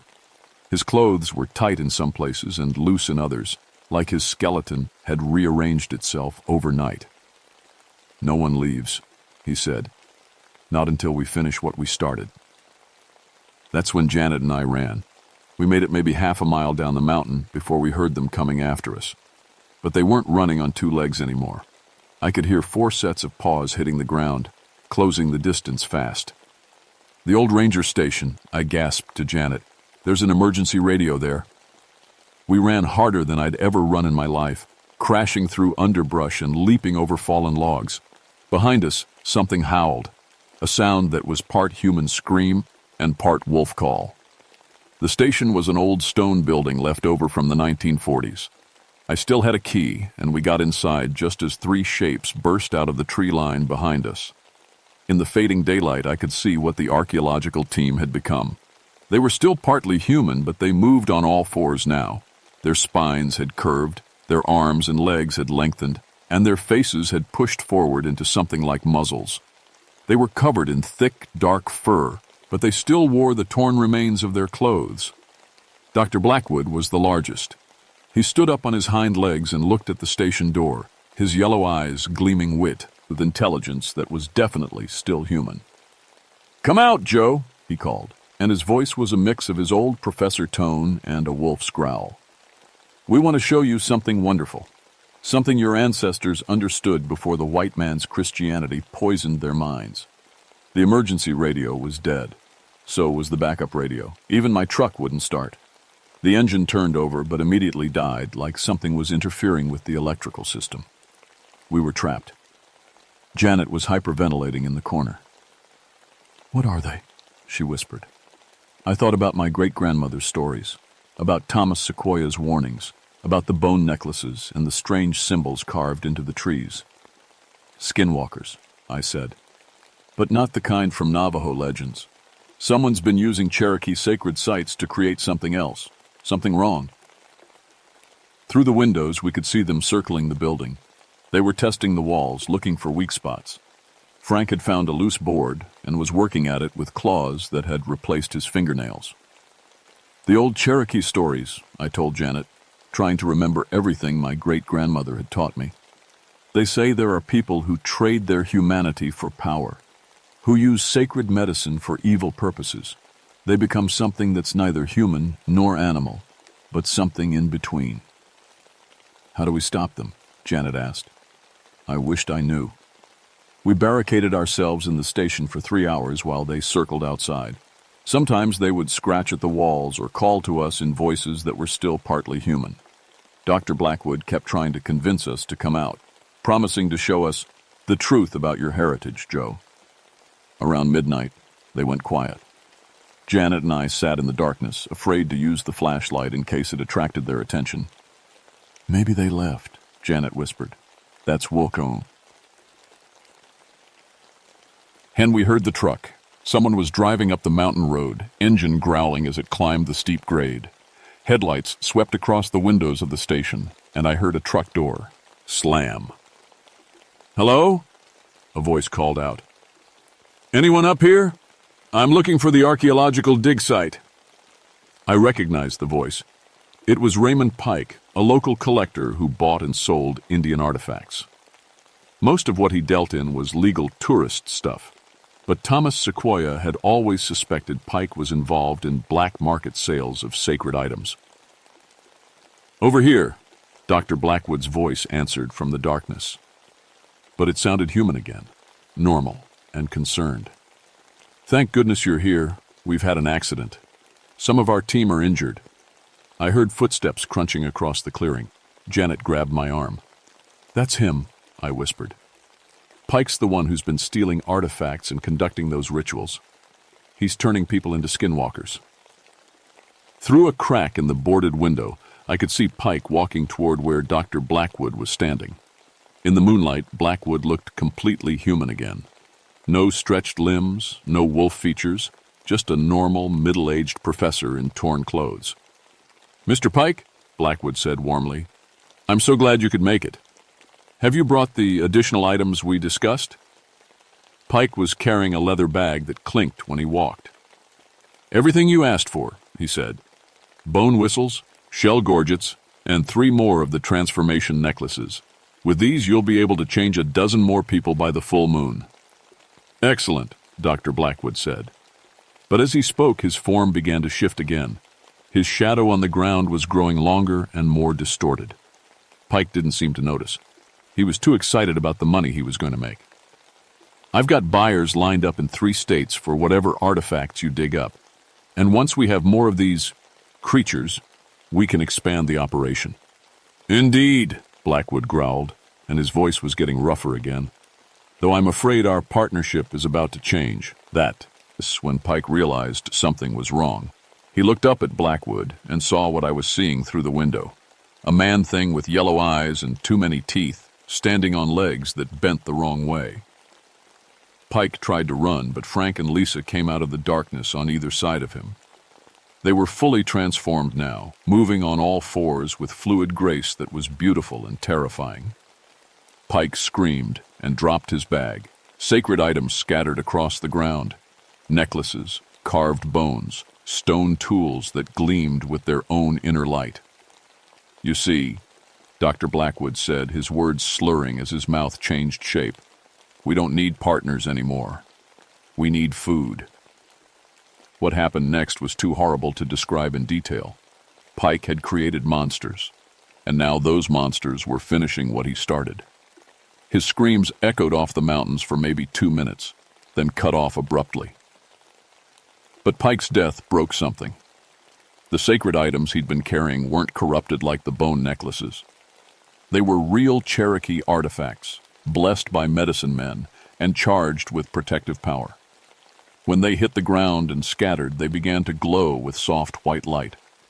The skinwalkers backed away from that light like it was burning them. They howled and snarled, but they couldn't get close to Pike's scattered collection.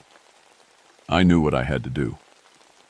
"Stay here," I told Janet, and before she could argue, I opened the door and ran toward the scattered artifacts. The skinwalkers saw me coming and tried to intercept, but the protective light kept them at bay. I grabbed as many of the sacred items as I could carry: a eagle bone whistle, a shell gorget with traditional symbols, and a medicine bag that hummed with power when I touched it. Dr. Blackwood circled me, snapping his elongated jaws. "You can't stop this, Joe. This is your heritage. This is what your people were being. For Christianity and civilization weakened them." "No," I said, clutching the sacred items. "This is what happens when sacred power gets corrupted by greed and evil. My people understood the difference." I put the eagle bone whistle to my lips and blew. The sound that came out wasn't like anything I'd ever heard, high and pure and strong enough to shake the mountains. The skinwalkers howled and covered their ears, their transformed bodies writhing in pain. Then I began to sing. I don't know where the words came from. They were in Cherokee, a language I barely spoke, but my great-grandmother's voice was singing along with mine. The cleansing songs she'd taught me when I was 5 years old, songs I thought I'd forgotten. As I sang, the corrupted bone necklaces began to crumble. The strange symbols carved into the trees faded away. The sacred burial mounds, which had been glowing with sick green light, began to shine with clean white radiance instead. The skinwalkers were changing back, but it wasn't easy. Their bodies convulsed and twisted as the corrupt medicine left them. Frank collapsed first, his wolf features melting away to reveal the middle-aged man he'd been. Lisa followed, gasping and crying as her teeth shrank back to normal size. Dr. Blackwood fought the transformation the longest. He'd been the most changed, and he'd embraced the corruption more completely than the others.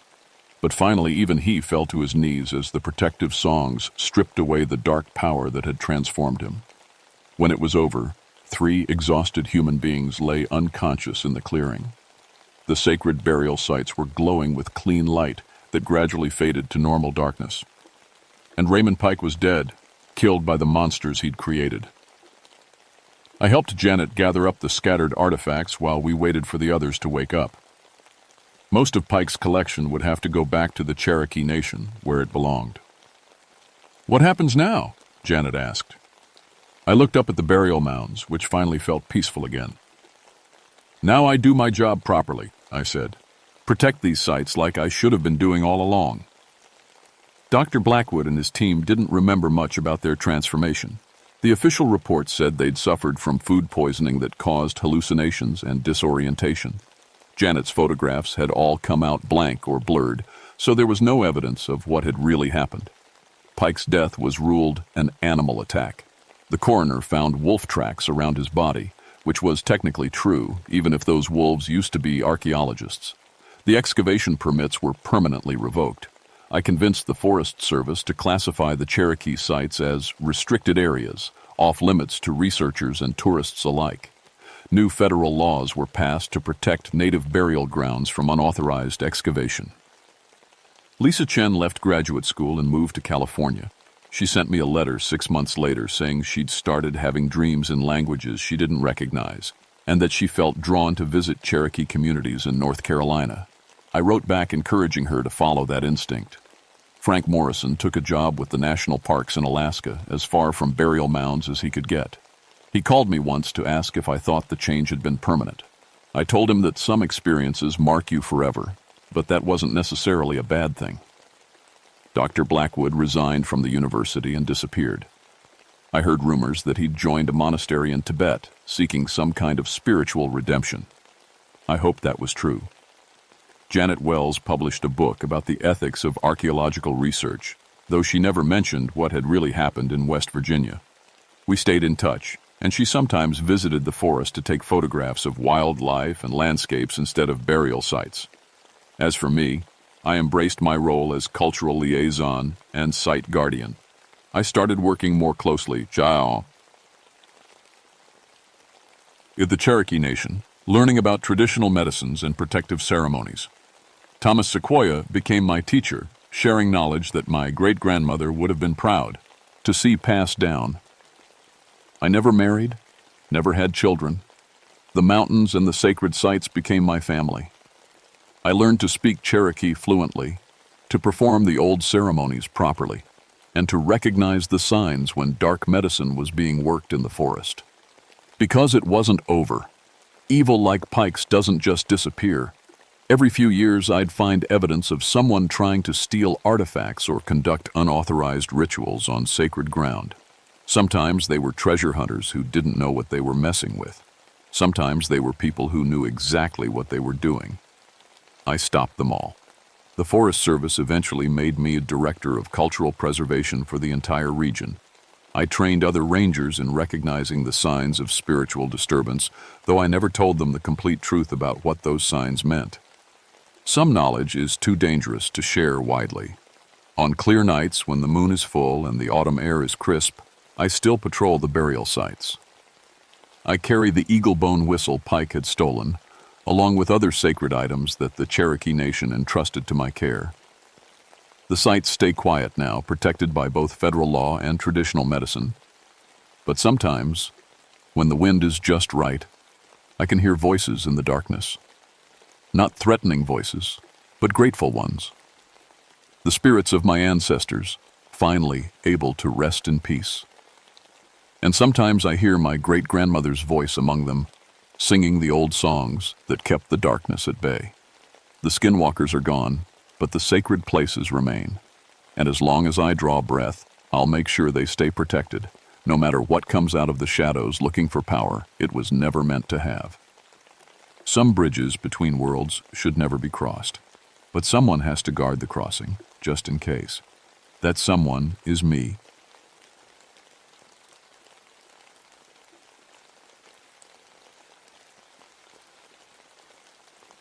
My name is Marcus Holbrook, but everyone calls me Mark.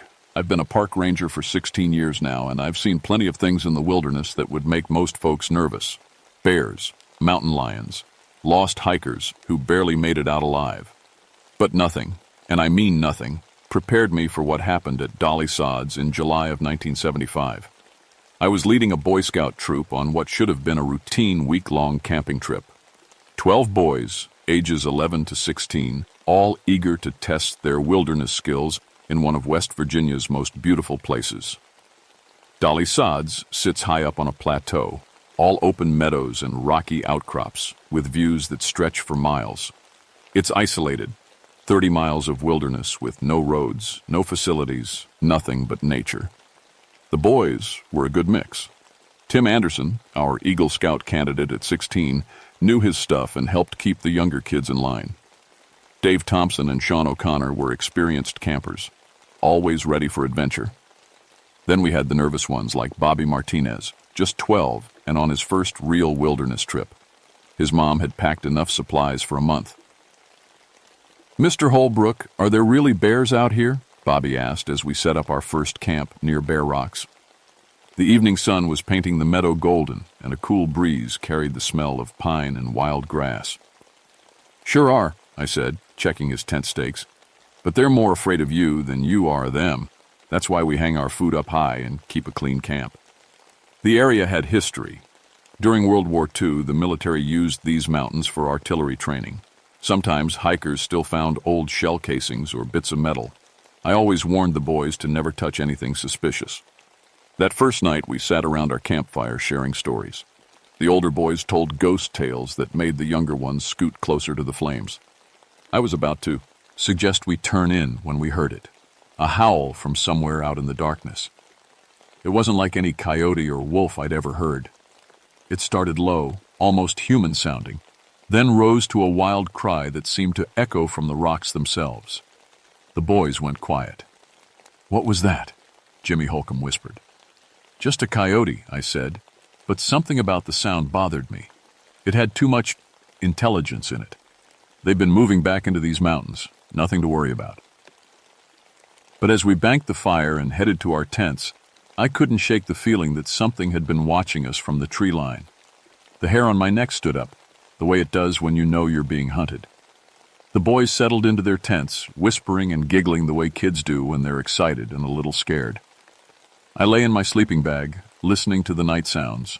Owls hooted, leaves rustled in the wind. Normal wilderness sounds. Then I heard it again, that howl, but closer this time, and from a different direction, then another one, off to the east. They were calling to each other. I unzipped my tent flap and peered out. The moon was bright enough to see across the meadow, but the shadows under the trees looked darker than they should. I watched for movement, straining my eyes, but saw nothing.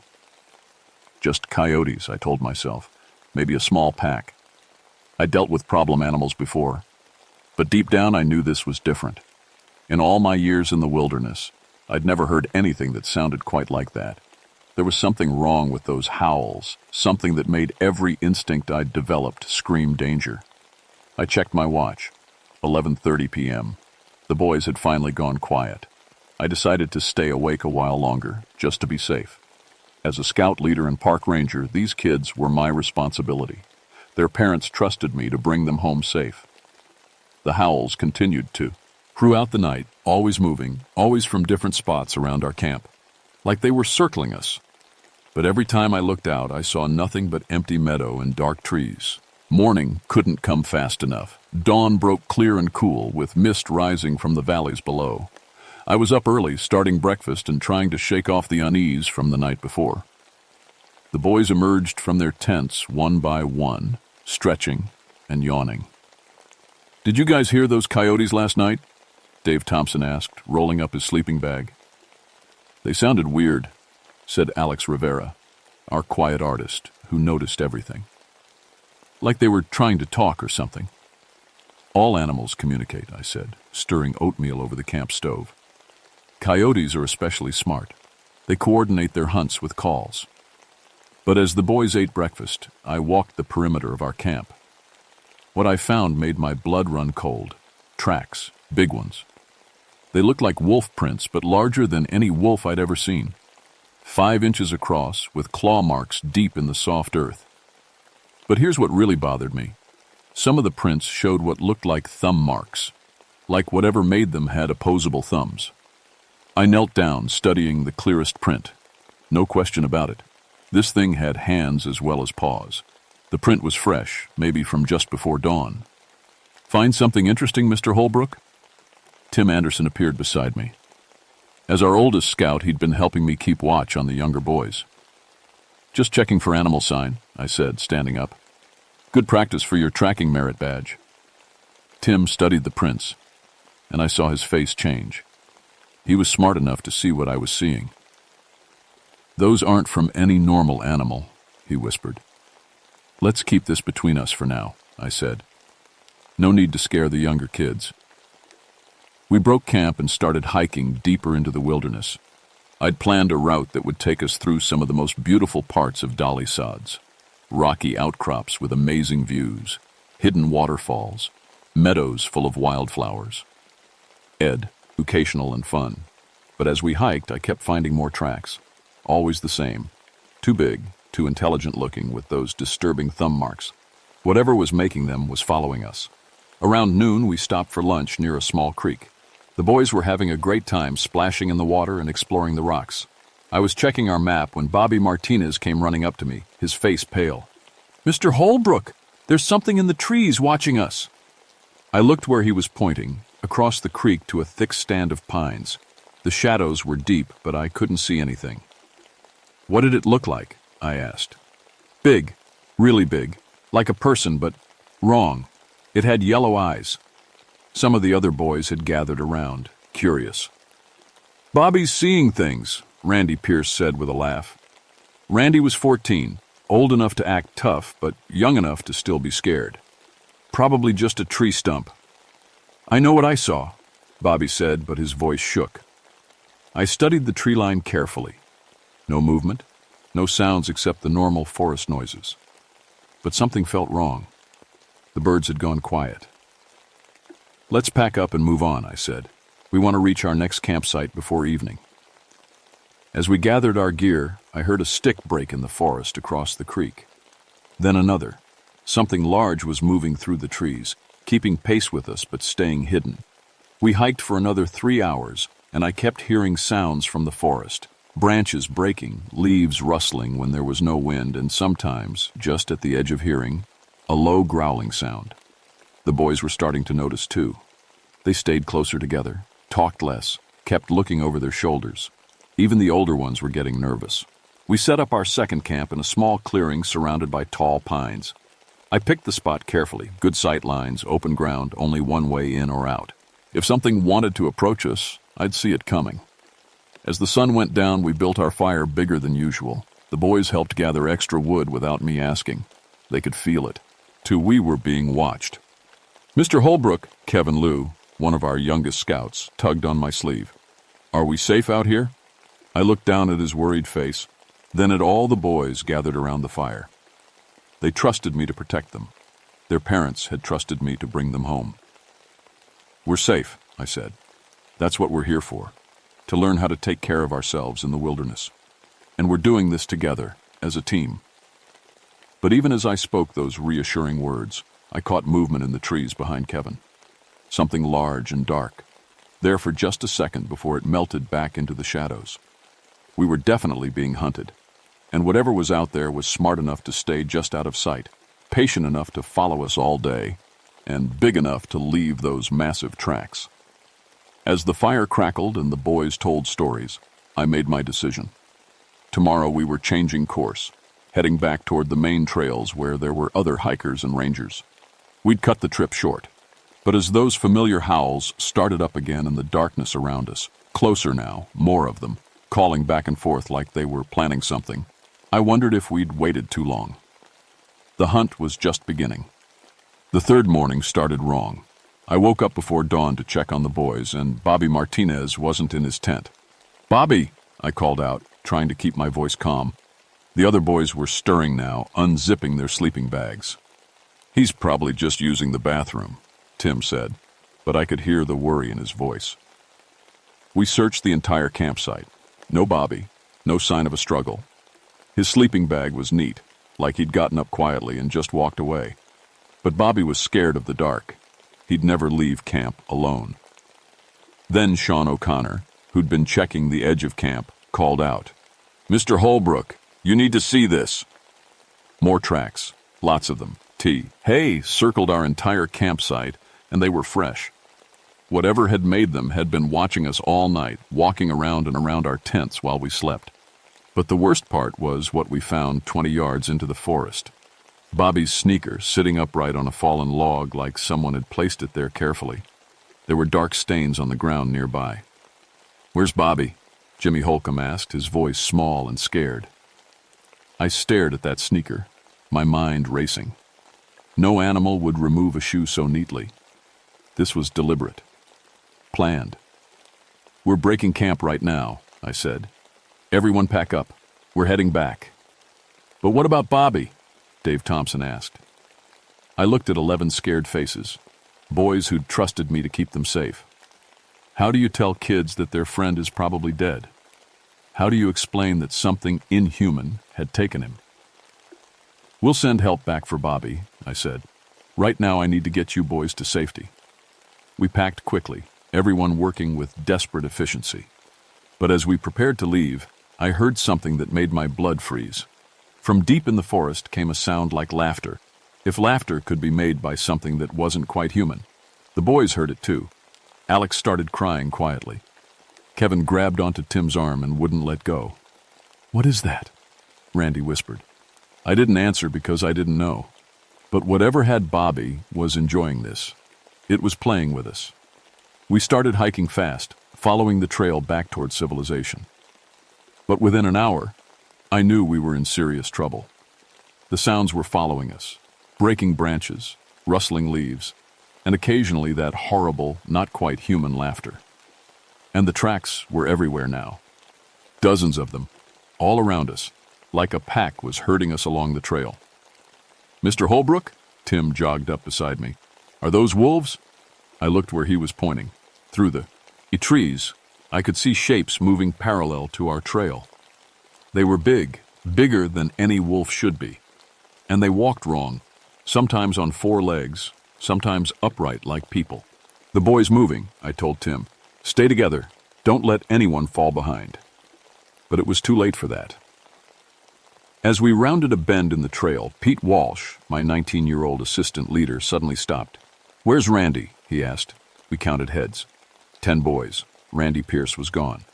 "He was right behind me," Sean said. "He was right there." We backtracked 50 yards, calling Randy's name.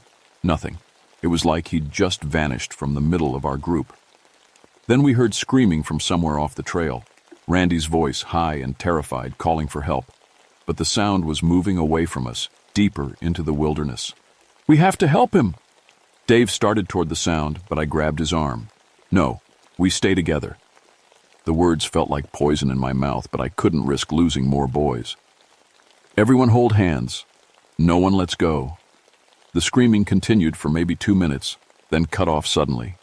The silence that followed was worse than the sound had been. Jimmy was sobbing now. Alex looked like he might faint. Even the older boys were shaking. "What's happening?" Kevin whispered. "What's taking them?" Before I could answer, something stepped out onto the trail ahead of us. It was 6 feet tall and covered in dark fur, but it stood upright like a man. Its face was like a wolf's, but the eyes were human, yellow and intelligent and full of hunger. When it smiled, I saw teeth like knives. The worst part was its hands. They were human hands, but covered in fur and ending in claws. One of them held Randy's torn Boy Scout handbook. The creature looked at us for a long moment, tilting its head like it was studying us. Then it dropped the handbook and melted back into the forest without making a sound.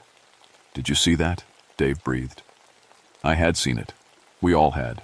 There was no denying it now. We weren't dealing with normal animals. These things were smart, or organized, and they were hunting us for sport. "Listen to me," I told the boys, trying to keep my voice steady. "We're going to get through this, but I need you to do exactly what I say. No questions, no arguments. Can you do that?" They nodded, their faces white with fear. "Good. We're going to find a place we can defend, somewhere with our backs to rocks or water, where they can only come at us from one direction." As we hiked, I tried to think like the military instructor I'd once been. These creatures were intelligent predators, but they weren't invincible.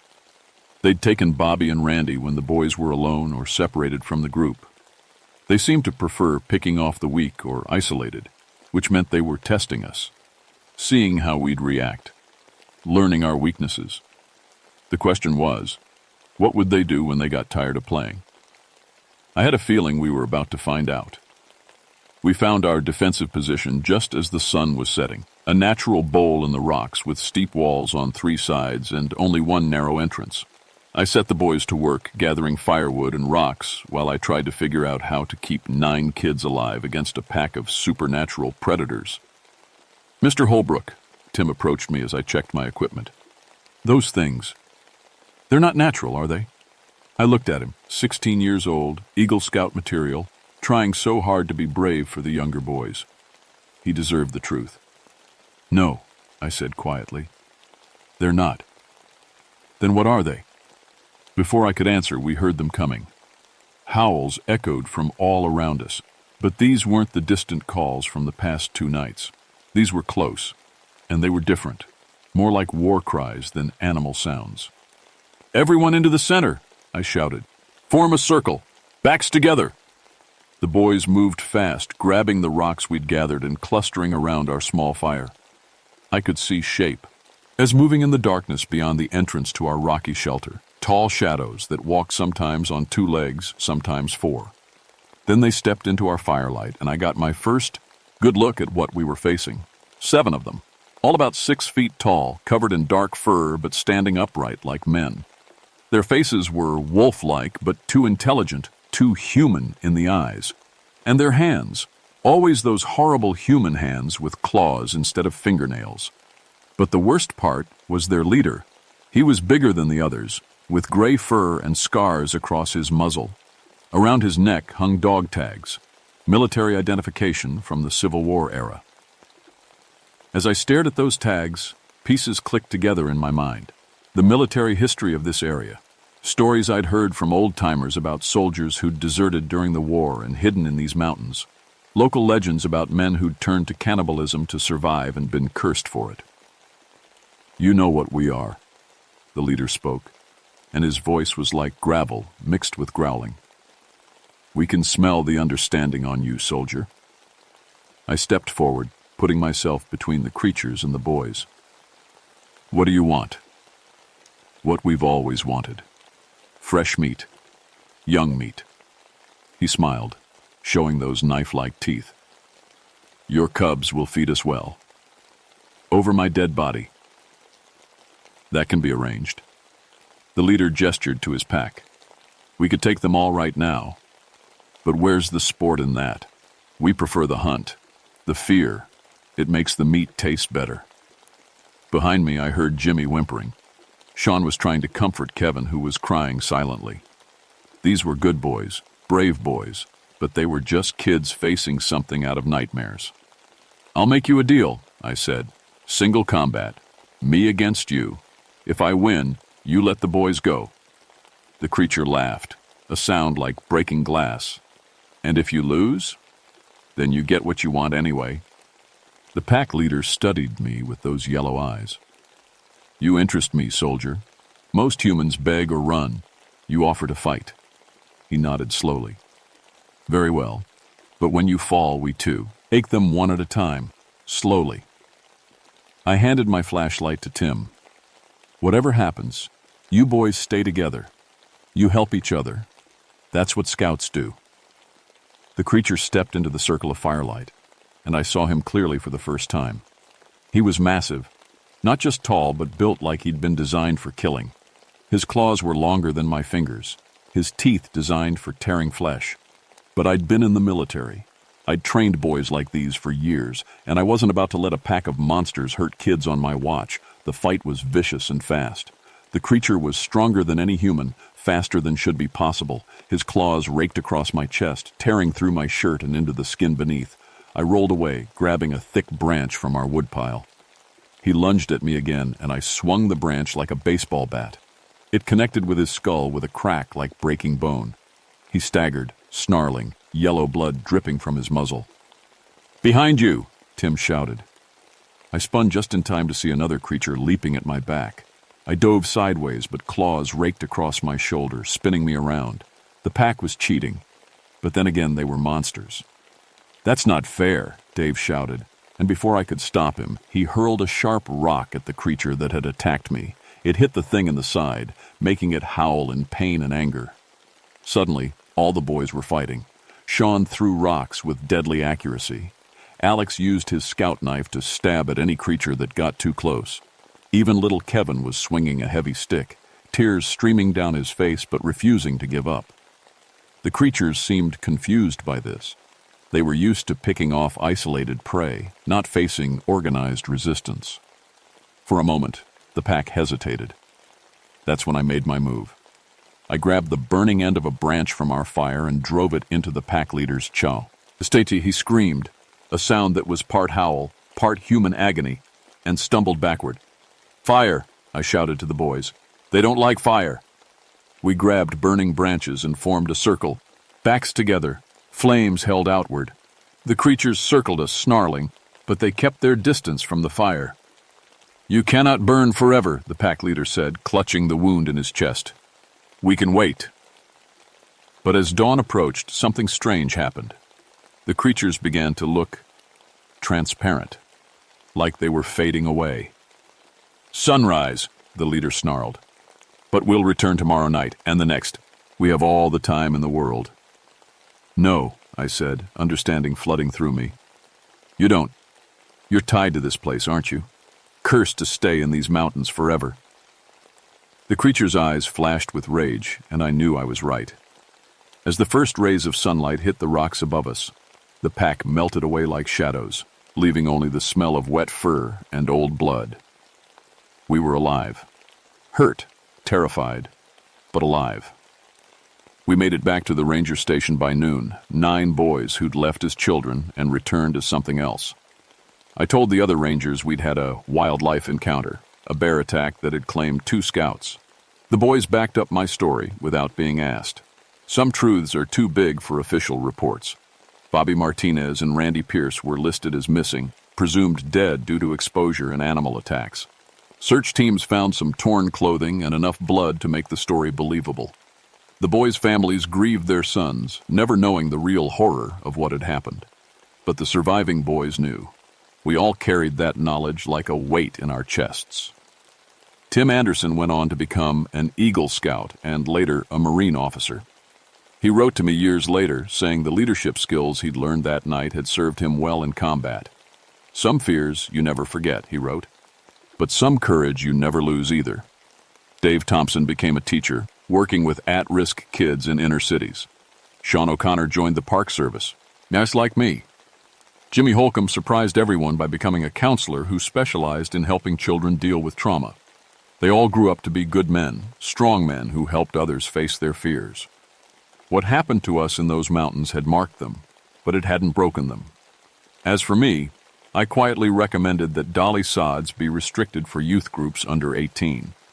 Difficult terrain and dangerous wildlife conditions, I wrote in my report. The restriction was approved without question. I transferred out of West Virginia a year later, but I kept in touch with the other rangers in the area. Every few years, someone would report strange sounds from the deep wilderness, howls that didn't sound quite animal, tracks that showed signs of intelligence, campers who'd seen large wolves walking upright. The devil dogs were still there, still hunting, still bound to those mountains by whatever curse had created them. But they'd learned to be more careful.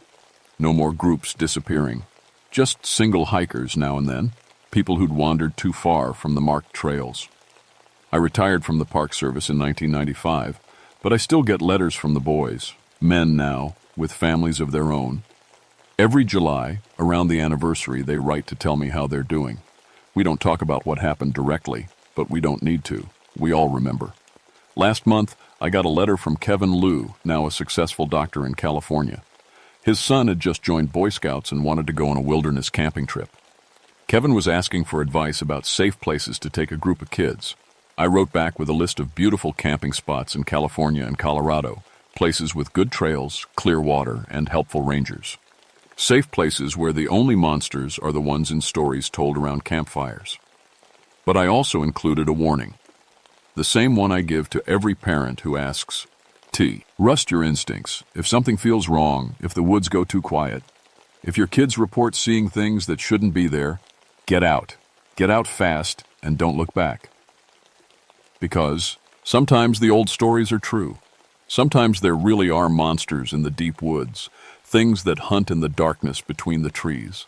And sometimes all that stands between them and innocent children is one adult who refuses to let evil win. The boys and I survived because we stood together, because we fought when fighting seemed impossible, and because we never gave up on each other. That's the real lesson of scouting, not just learning to tie knots or start fires, but learning to be the kind of person others can count on when everything goes wrong. The devil dogs are still out there in dolly sods, waiting in the shadows of those ancient mountains. But so are people like Tim, Dave, Sean, Jimmy, Alex and Kevin. Men who learned as boys that courage isn't the absence of fear, but the decision to protect others despite that fear. And maybe, in the end, that's enough to keep the monsters at bay. At least I hope it is.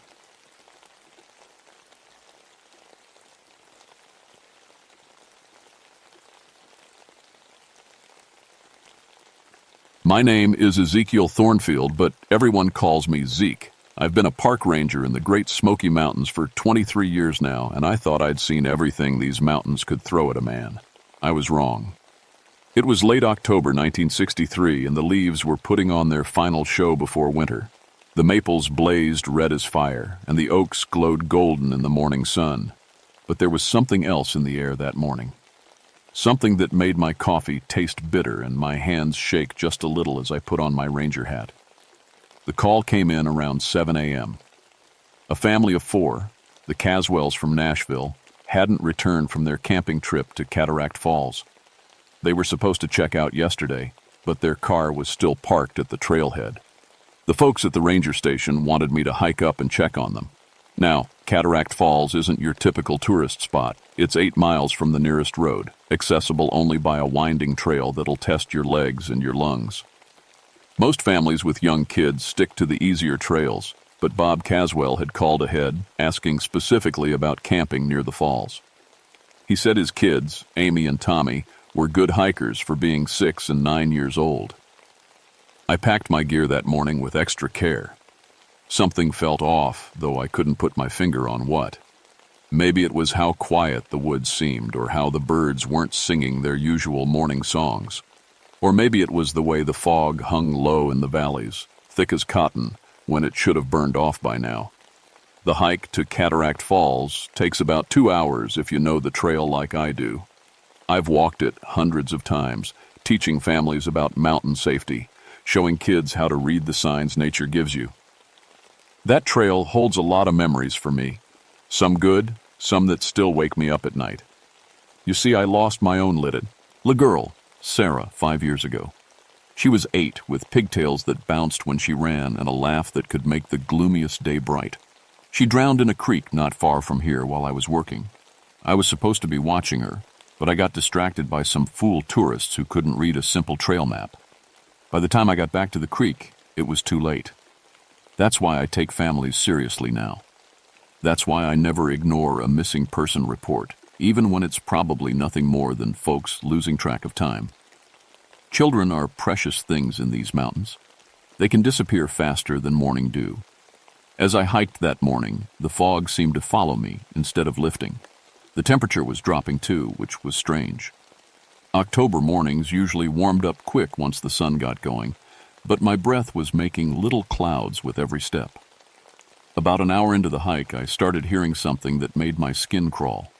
At first, I thought it was just the wind in the trees, but as I got closer to the falls, it sounded more like singing. Children singing, far off and faint, like voices carried on the wind. I told myself it was just the water. Waterfalls make all kinds of sounds. Sometimes they roar, sometimes they whisper, sometimes they seem to talk. Old-timers around here have stories about Cataract Falls, stories I never put much stock in. They say children died there long ago, back when it was a logging camp, and their spirits still play in the water. Cherokee folks won't go near the place. They call it a place where water spirits steal the young ones. But I'm a practical man. I deal in facts and evidence, not ghost stories. Still, that singing sound followed me all the way up the mountain. I smelled the campfire before I saw the campsite. Wood smoke and something else. Breakfast, maybe bacon and eggs still cooking. That gave me hope. And maybe the Caswells had just overslept, lost track of time like campers sometimes do. But when I reached their camp, nobody was there. The tent was still up, nice and neat. 2 sleeping bags for the parents, 2 smaller ones for the kids, all laid out like they'd been slept in.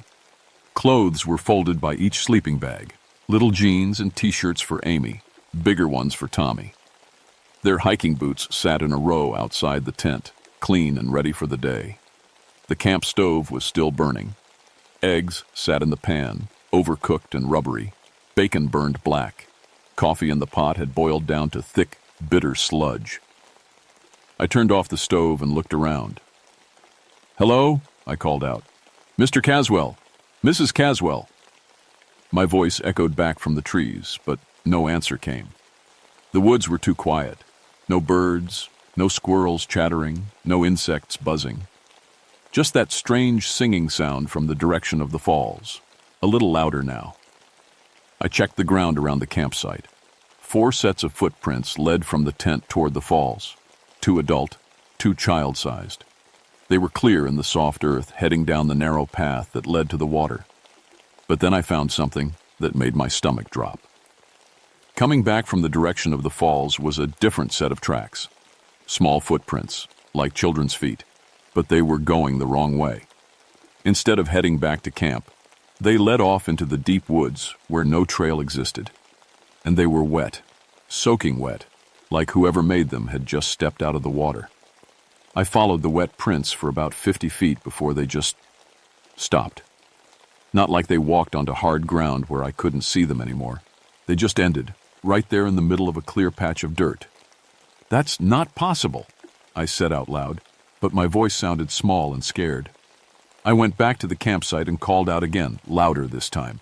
"Caswell family, this is Ranger Thornfield. If you can hear me, please answer." Nothing but that singing sound, which was definitely getting louder. I decided to follow the original T racks toward the falls. The path was narrow and steep, winding down through thick trees and over moss-covered rocks.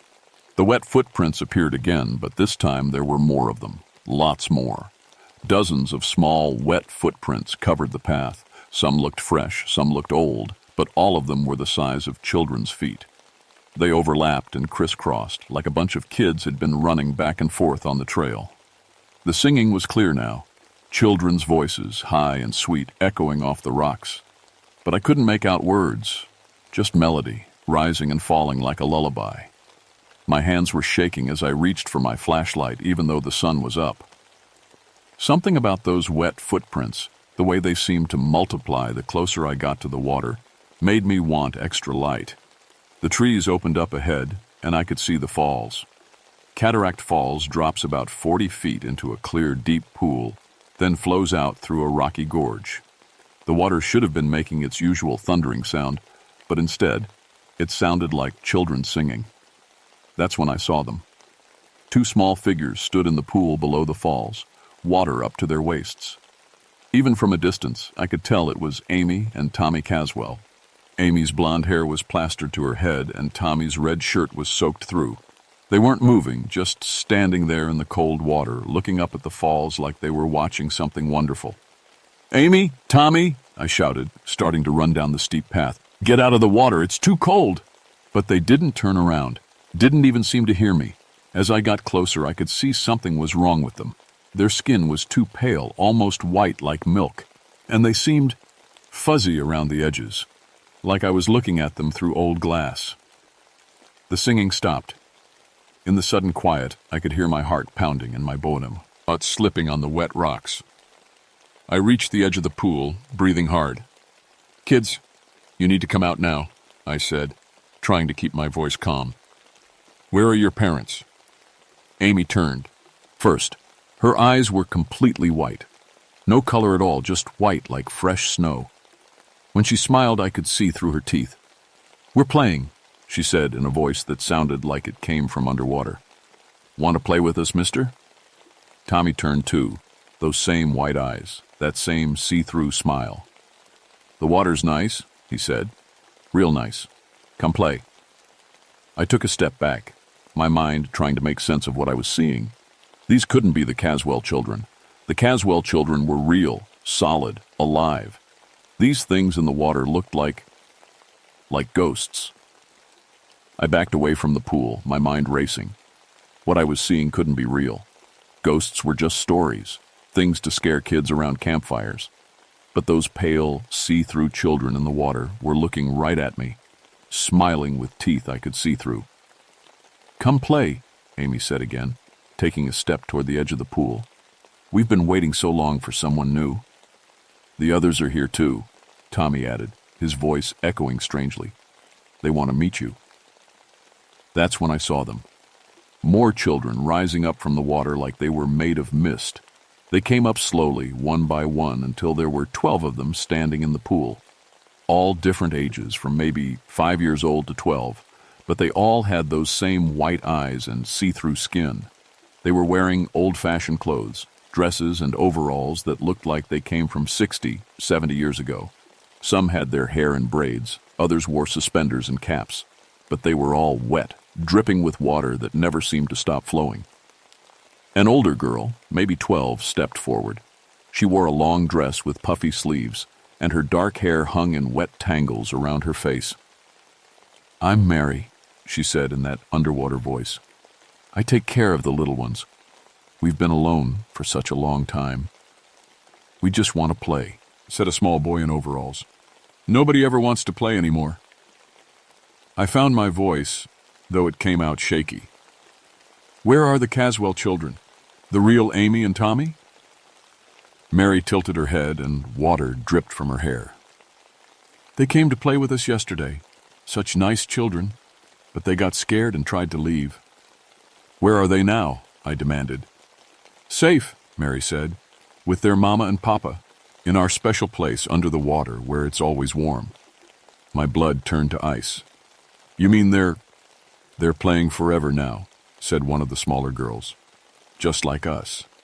Just like you can, if you want." I turned and ran. I crashed through the trees, branches tearing at my clothes and face. Behind me, I could hear them laughing. Not mean laughter, but the kind of giggles kids make when they're having fun. That made it worse somehow. The wet footprints were everywhere now, leading in all directions through the forest. They seemed to glow faintly in the dim light under the trees. Some were small like Amy's, others bigger like Tommy's, but they were all heading away from the falls and deeper into the woods. I had to find the real Caswell family, had to find them alive. I followed one set of adult-sized prints that looked fresh. They led up a steep slope, over fallen logs and through thick bushes. The person who made them had been running, I could tell by how deep the heel marks dug into the soft earth. The trail led me to the edge of a steep drop-off that looked down into a narrow gorge. At the bottom, maybe 30 feet down, I could see something that made my heart sink. 2 bodies lay twisted on the rocks by the stream. A man in a red flannel shirt and a woman in jeans and a blue sweater. Even from up there, I could tell they were dead. Their necks were bent at wrong angles and dark stains spread out from under them. Bob and Helen Caswell. They must have been running from something, running so hard and so scared that they didn't see the cliff in time. But if they were down there, then what had happened to their children? A small hand touched my shoulder. I spun around and nearly fell off the cliff myself. Amy Caswell stood behind me, but not the ghost version from the pool. This was the real Amy, solid, warm, alive. Her clothes were dry, and her eyes were their normal brown color. "Mister," she said in a small voice, "can you help us? We can't find our mama and papa." Tommy appeared from behind a tree, looking just as real and solid as his sister. "We've been looking everywhere," he said. "The other kids said they knew where Mama and Papa went, but when we followed them, we got lost." I knelt down so I was eye level with both children. They looked scared and tired, but they were definitely alive and real. I could see the rise and fall of their breathing, could smell the wood smoke in their hair from the campfire. "I'm Ranger Thornfield," I said gently. "I'm here to help you. Where have you been since yesterday?" "The kids by the water wanted us to play with them," Amy said. "They were really nice at first. They showed us games and taught us songs. But when we said we wanted to go back to camp, they got sad. They said if we played with them forever, we'd never have to be scared or cold or hungry again," Tommy added. "But we wanted our mama and papa. The big sister Mary, she said our parents went looking for us. She said they fell down and got hurt, and now they're sleeping under the water where it doesn't hurt anymore." I felt sick. The ghost children had watched Bob and Helen die. Maybe they'd even caused it, leading them off the trail in the dark. "We have to get you out of here," I said, standing up. "Right now." But when I looked around, we weren't alone anymore. The ghost children surrounded us, rising up from the ground like mist. Mary stood directly in front of me, her see-through face sad but determined. "They can't leave," she said. "We need them. We've been so lonely." "Please," I said, triceps, and to keep my voice steady. "These children have to go home. They have family who loves them." "We had families too," said the little boy in overalls. "But we've been here so long we can't remember their faces anymore." "That's why we need new friends," Mary said. "Friends who will stay and play with us forever." The temperature dropped suddenly, so fast I could see my breath. Ice began forming on the trees around us, and frost spread across the ground at our feet. Amy and Tommy huddled against me, shivering. "It's getting cold, mister," Amy whispered. "I know, sweetheart," I said. "Just stay close to me." Mary stepped forward, and where her feet touched the ground, ice flowers bloomed. "You can stay too, Ranger Man. You look lonely. You look sad. We can take away all the sadness." For just a moment, I was tempted. The ghost children looked so peaceful, so happy, despite their pale faces and empty eyes. And I was tired of being alone, tired of carrying the weight of Sarah's death, tired of waking up every morning to the same guilt and grief. But then Tommy grabbed my hand with his small, warm fingers, and I remembered what I was supposed to do. Protect the children. Always protect the children. "No," I said firmly, pulling Amy and Tommy closer to me. "These children are going home." Mary's face changed, becoming angry and desperate. "You don't understand. We need them. Without new friends, we fade away. We become nothing but water and mist." "Then maybe that's what should happen," I said. The ghost children all gasped, and the temperature dropped even more. Ice began forming on my jacket, and Amy started crying from the cold. "You're mean," shouted the little boy in overalls. "We just want friends." "I know you do," I said. And I meant it. Looking at their pale, lonely faces, I felt sorry for them. But taking living children away from their families isn't playing. It was stealing, and it's wrong. "We don't know any other way," Mary said. And for the first time, she sounded like the scared child she really was. "We've been here so long, we forgot everything else." "Then let me help you remember," said a new voice. I turned around and my heart nearly stopped. Sarah stood at the edge of the clearing. My little girl, my precious daughter, looking exactly like she had the day she died. Her pigtails bounced as she walked toward us, and her favorite pink dress was dry and clean. But unlike the other ghost children, Sarah glowed with a warm, golden light. "Daddy," she said, and her voice was full of love and joy. "I've been waiting for you." Tears streamed down my face. "Sarah? Baby, is that really you?" "It's me, Daddy. I came to help." She looked at the other ghost children with kind eyes. "I came to help all of you." Mary stepped forward suspiciously. "Who are you?" "I'm Sarah," my daughter said simply. "I drowned too, just like all of you. But I didn't get stuck here. I went to the light." "What light?" asked one of the smaller girls. Sarah pointed up, and for the first time I noticed a soft glow filtering down through the trees. It was warm and welcoming, like sunlight, but gentler. "The light that takes us home," Sarah said. "The light that takes us to where our families are waiting." "But our families are gone," Mary said sadly. "They died so long ago." "No," Sarah said. "They're waiting in the light. My mama is there, and my grandpa, and all the people who loved us.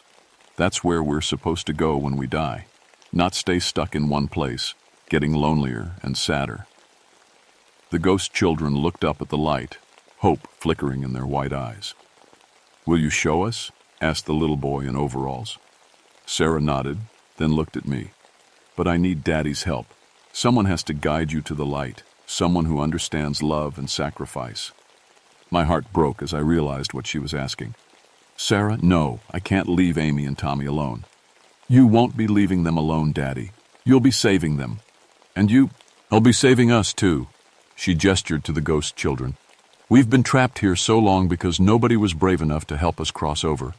But you're brave, Daddy. You're the bravest person I know." Amy tugged on my jacket. "What's she talking about, mister?" I knelt down and looked into her brown eyes. Alive, warm, real eyes. "Amy, I need you and Tommy to be very brave for me. Can you do that?" She nodded, though she was still shivering from the cold. "I want you both to close your eyes and count to 100. When you open them, you'll be safe. Someone will come find you and take you home." "But what about you?" Tommy asked. I looked up at Sarah, who was smiling at me with such love and pride. Then I looked at the ghost children, who had been trapped in this place for decades, stealing other people's children because they didn't know how to find peace. "I'm going to help some friends find their way home," I said. I stood up and walked toward Sarah. The ghost children gathered around us, their pale faces hopeful for the first time. "Are you ready, Daddy?" Sarah asked. I thought about all the children I'd helped over the years, all the families I'd guided safely through these mountains. This was just one more rescue, the most important one I'd ever do. "I'm ready, baby girl." Sarah took my hand, and suddenly I felt lighter than air. The warm light grew brighter, and I could see figures moving in it. Parents waiting for their lost children, families reunited at last. One by one, the ghost children stepped into the light. The little boy in overalls ran to a woman who swept him into her arms. Mary found a couple who held her close and whispered how much they'd missed her. Each child found their family, and their pale faces became bright with joy as they walked into the light. Sarah and I were the last ones. "Will I see you again?" I asked her. "Someday, Daddy, but not for a long time. You have more work to do first, more children to protect." She squeezed my hand. "I'm proud of you." The light grew brighter and brighter until it was all I could see. The search team found me 3 days later, sitting peacefully by Cataract Falls with Sarah's photograph clutched in my hands. Dr. Morrison said I'd died of a heart attack, probably brought on by the stress of the rescue. He said it looked like I'd just sat down by the water and quietly passed away. Amy and Tommy were discovered safe and unharmed 2 miles downstream, sleeping under a big oak tree. They had no memory of the ghost children or their parents' death. Amy remembered playing by the water, and Tommy remembered getting lost in the woods, but everything else was fuzzy, like a half-remembered dream. They were adopted by Helen's sister and her husband in Nashville. From what I heard, they grew up happy and healthy. Tommy became a teacher, and Amy became a nurse. Sometimes they visited the mountains, but never Cataract Falls. Something deep inside them remembered that place wasn't safe. The falls themselves changed after that day. The Cherokee elders said the water spirits finally found peace. Local folks noticed that the sound of the falls went back to normal, just the natural rush of water over rocks, no more singing voices. But sometimes, if you know what to listen for, you can still hear something in the water. Not the sad songs of trapped children, but happy laughter drifting up from the light that shines beneath the surface. The laughter of children who found their way home at last. And sometimes, on quiet mornings when the mist rises from the pool, people say they can see a ranger in an old-fashioned uniform standing by the water. He's watching over the place, making sure no more children get lost or scared, making sure they all find their way safely home. The Park Service put up a memorial plaque by the falls. It reads, "In memory of Ranger Ezekiel Thornfield, who gave his life protecting the children of these mountains, and in memory of the 12 children lost in the flood of 1890, who finally found their peace."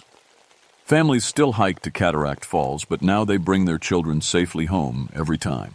The water spirits don't steal the young ones anymore. They don't need to. They're not lonely anymore.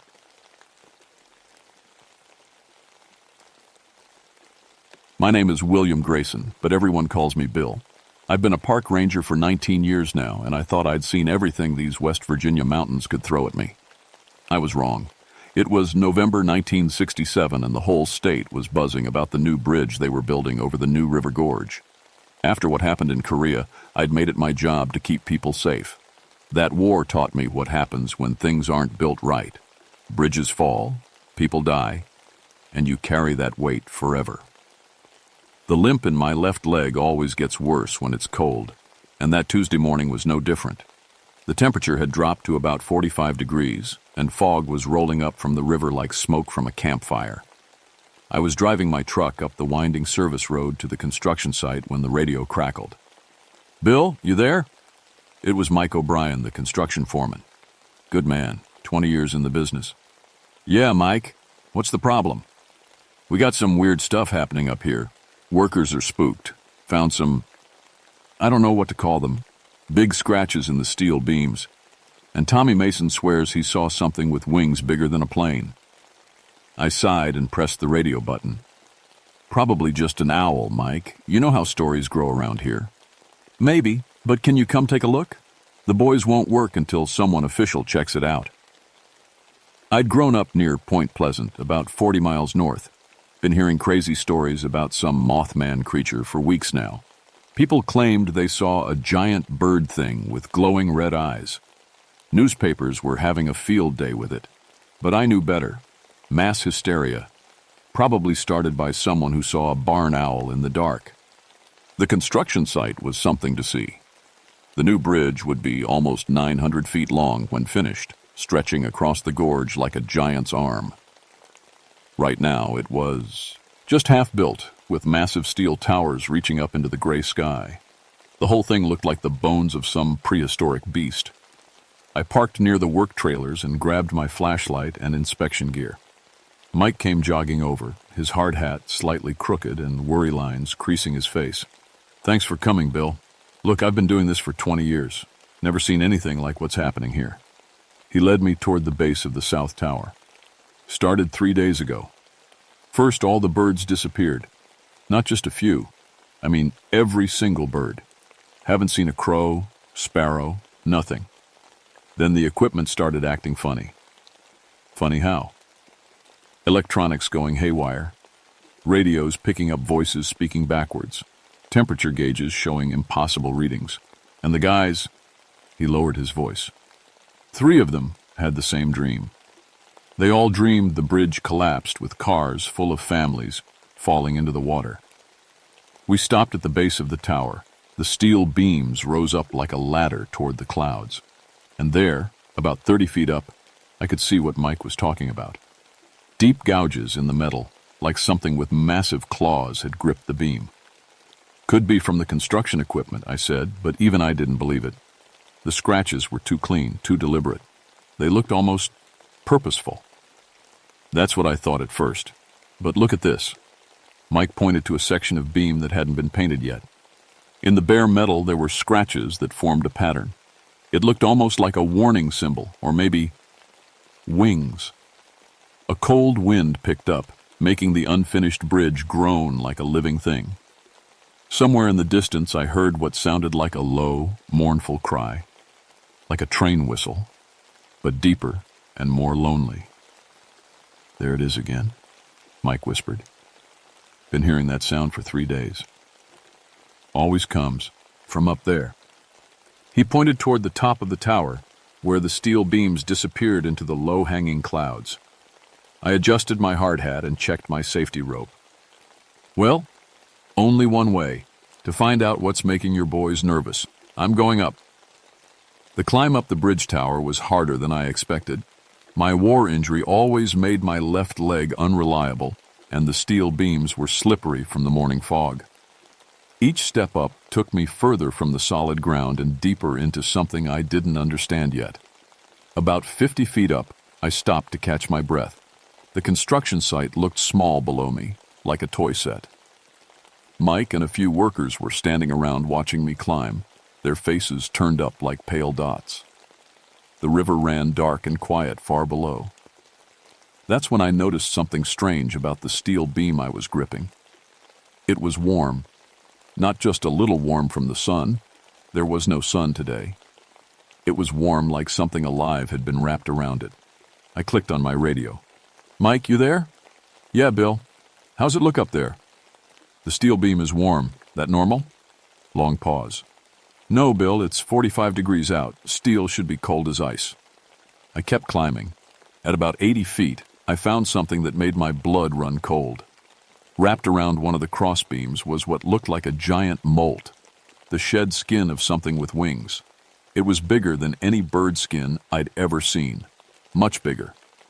The wind picked up again, and I heard that cry, closer now, and definitely not a train whistle. It sounded almost intelligent, like something trying to speak but not knowing how to form words. That's when I saw the eyes. About 20 feet above me, perched on a beam like it belonged there, was something that shouldn't exist. At first glance, it looked like a man sitting hunched over, but as my eyes adjusted, I realized it was much bigger than a man. And it had wings. The creature was maybe 8 feet tall, with massive wings folded against its back. Its skin looked gray-black, like old leather. But the eyes, God, those eyes, were what froze me in place.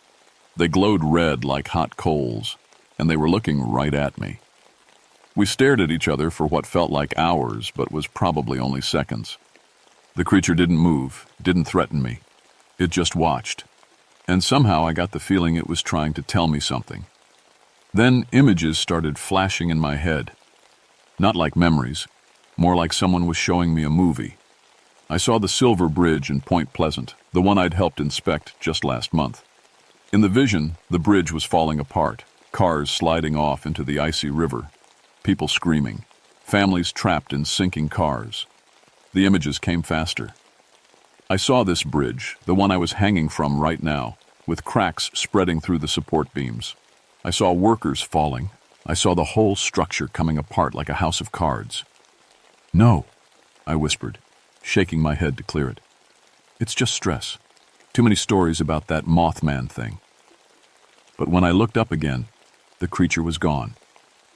Just vanished, like it had never been there at all. I climbed down as fast as I could, my hands shaking on the steel rungs.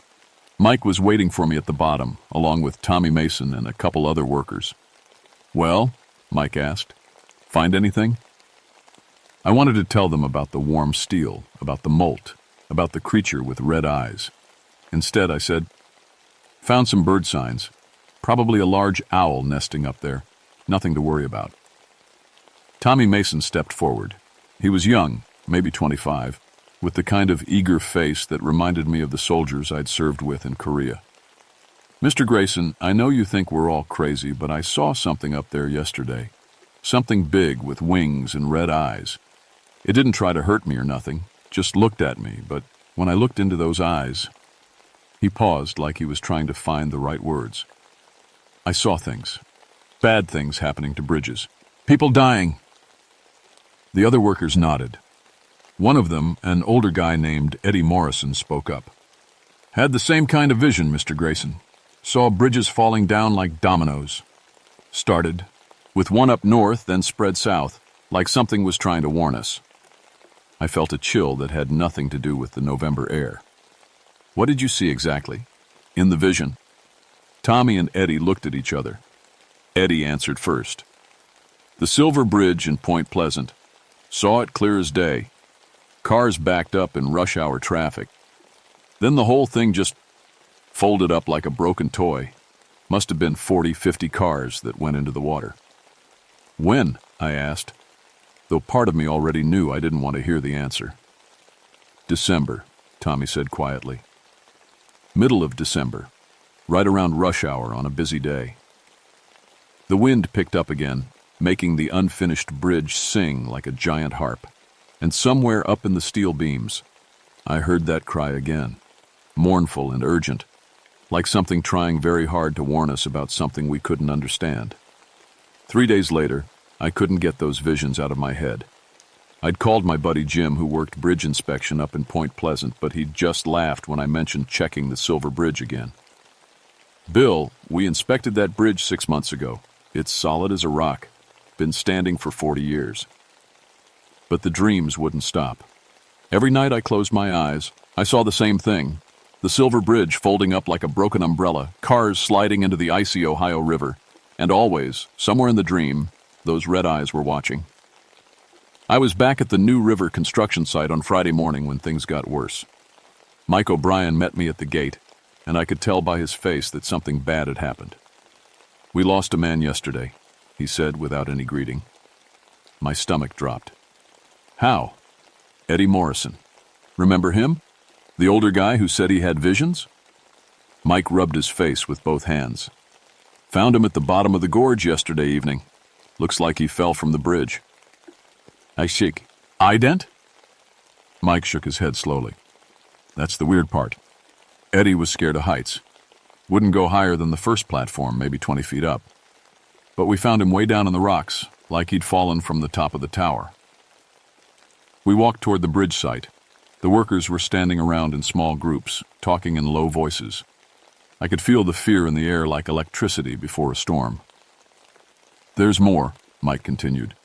Before he died, Eddie came to my trailer around lunchtime. Said he had something important to tell me. Said the creature with red eyes had shown him exactly when the silver bridge was going to fall. When? December 15th, 5 o'clock in the evening, rush hour. I stopped walking. That was less than 3 weeks away. Mike, did Eddie seem... was he acting strange? Like maybe he was having some kind of breakdown? That's what I thought at first. But then he showed me this. Mike pulled a piece of paper from his jacket pocket. It was a detailed drawing of the silver bridge with red X marks on specific support beams. Below the drawing, in Eddie's handwriting, were calculations, stress loads, metal fatigue rates, traffic weights. Eddie wasn't an engineer, Bill. He was just a construction worker. But these calculations, I had our project engineer look at them. They're perfect. Eddie somehow knew exactly which parts of that bridge were weakest. A cold wind blew up from the river, carrying with it that lonely cry I'd heard before. Several of the workers looked up nervously at the bridge towers. It's been getting worse, Mike said, following my gaze. Ever since Eddie died, the thing up there has been more active, more urgent, like it's running out of time to tell us something. That afternoon, I climbed the bridge again. This time, I was prepared. I brought a camera, a tape recorder, and my service pistol. Though I doubted bullets would do much good against something that could vanish into thin air. I found the creature perched on the same beam as before, about 100 feet up. It was bigger than I'd remembered. Definitely 8 feet tall, with wings that had to span 15 feet when open. But again, it didn't seem threatening. It just watched me with those burning red eyes. Then the visions came again, stronger this time. I saw the silver bridge so clearly I could read the license plates on the cars. I saw a green pickup truck with a Christmas tree tied in the back. I saw a school bus full of kids coming home from a basketball game. I saw a young mother in a blue coat holding a baby. And I saw the exact moment when the bridge failed. A single support cable snapped first, then another. Then the whole suspension system came apart like a zipper opening. The roadway folded up like a drawbridge, and all those cars, dozens of them, slid backward into the dark water. When the vision ended, I was on my knees on the steel beam, crying like a child. The creature was still watching me, and somehow I understood that it was crying too. That evening, I called every official I could think of. The State Highway Department, the Bridge Authority, even the governor's office. I told them all the same thing. The Silver Bridge was going to collapse on December 15th, and people were going to die. Nobody believed me. How could they? A park ranger claiming a giant bird creature was sending him visions of disaster? They probably thought I was crazy. Maybe I was crazy, but the visions kept coming, and they were getting more detailed. I could see individual faces now, hear voices, even smell the river water.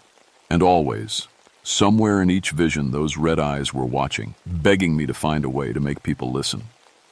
December 15th was only 5 days away when everything changed.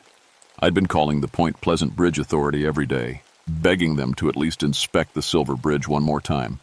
They'd stopped taking my calls. That's when Dr. Patricia Hoffman showed up. At the construction site, she was the chief engineer for the New River Bridge project. A smart woman about 39 years old with gray-streaked hair and the kind of no-nonsense attitude you get from 20 years in a man's profession. I'd met her a few times during the early planning stages, and she'd always struck me as someone who dealt in facts, not fantasies. Mr. Grayson, she said, walking up to where I stood near the bridge tower. Mike O'Brien tells me you've been having concerns about bridge safety in general. I could hear the skepticism in her voice. Dr. Hoffman, I know how this sounds, but... She held up a hand. Let me finish. I've been reviewing some calculations that were found in Eddie Morrison's belongings. Mathematical projections about metal fatigue and stress loads on suspension bridges, specifically the Silver Bridge. My heart started beating faster. And? The calculations are correct. More than correct, they're brilliant. They show exactly how an aging suspension bridge could fail under certain conditions. She paused, studying my face. The thing is, Eddie Morrison had an 8th grade education and no engineering training. So how did he know things that should have taken a team of engineers weeks to calculate? I looked up at the bridge tower where I knew the creature was watching us, even though I couldn't see it from here. Dr. Hoffman, what if I told you that Eddie Morrison wasn't the only one having detailed visions about bridge failures? What if I told you that something was trying to warn us? She followed my gaze upward. I'd say that's impossible, but I'd also say that Eddie's calculations deserve investigation. She pulled out a radio and keyed it. This is Dr. Hoffman. I need to speak with the chief engineer at Point Pleasant Bridge Authority. Emergency consultation. Over the next 2 days, Dr. Hoffman worked around the clock. She drove up to Point Pleasant and personally inspected the Silver Bridge. She found hairline cracks in 3 main support cables, exactly where Eddie's calculations had predicted they would be. She found metal fatigue in the tower attachments. She found corrosion patterns that matched the failure sequence from my visions. But the bridge authority wouldn't close the bridge. Too much traffic, too much economic impact. They agreed to schedule a full inspection for the following week. That'll be too late, I told Dr. Hoffman when she called with the news. How can you be so certain about the timing? She asked. I couldn't tell her about the creature, about the red eyes, about the visions.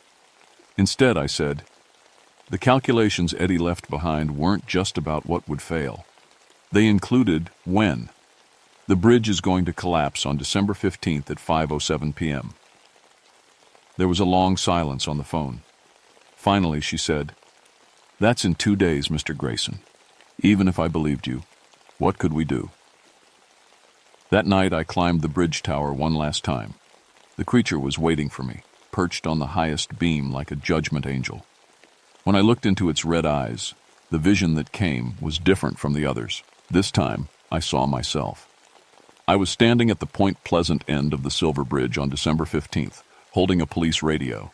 Cars were backed up in rush hour traffic, just like in all the other visions.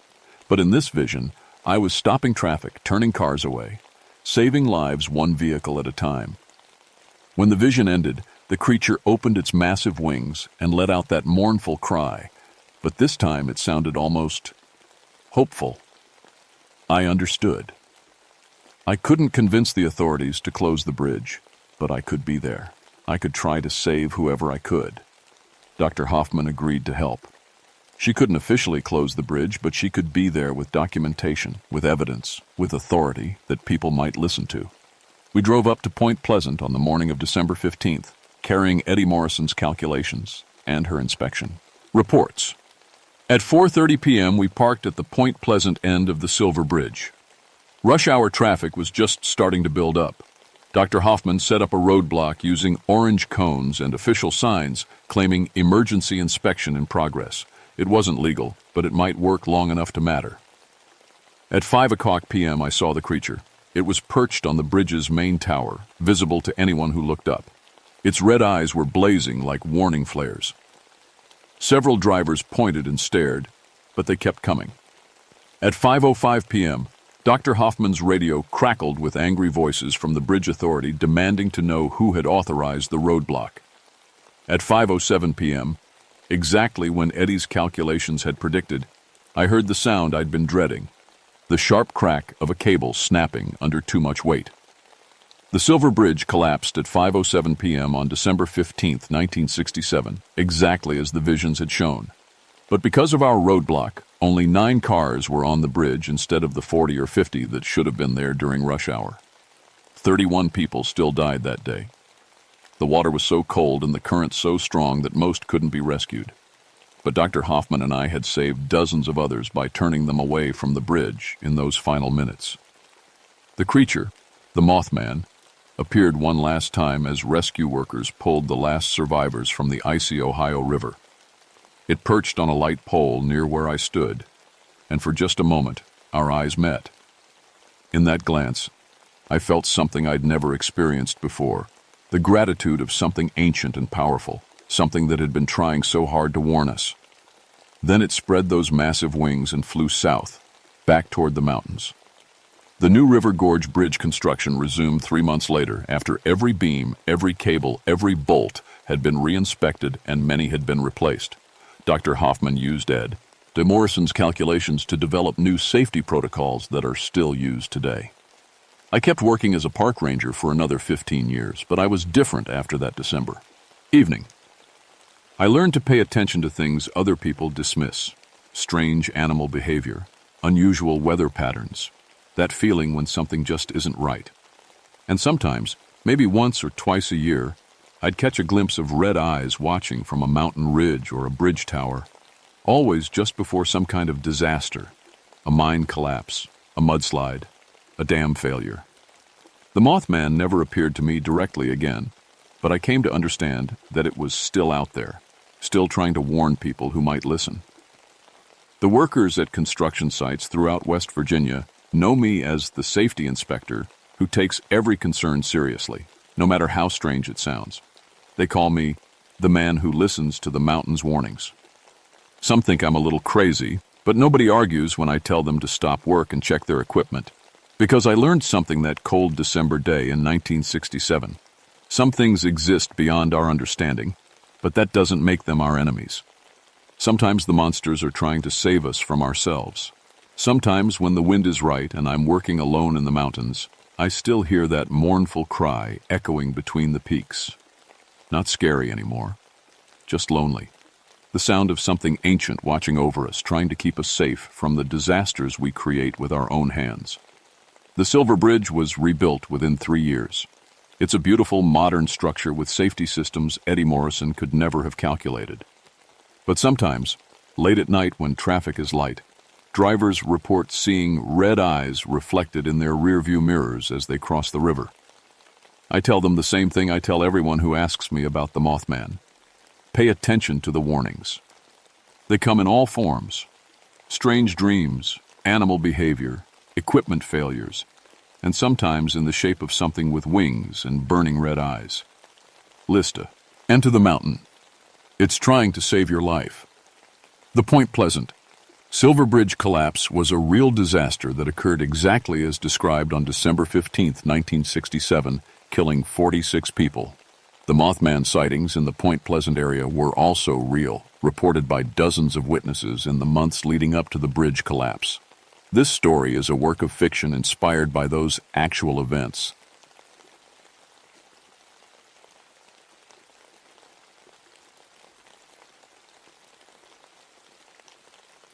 My name is Rebecca Ashworth, but everyone calls me Becca.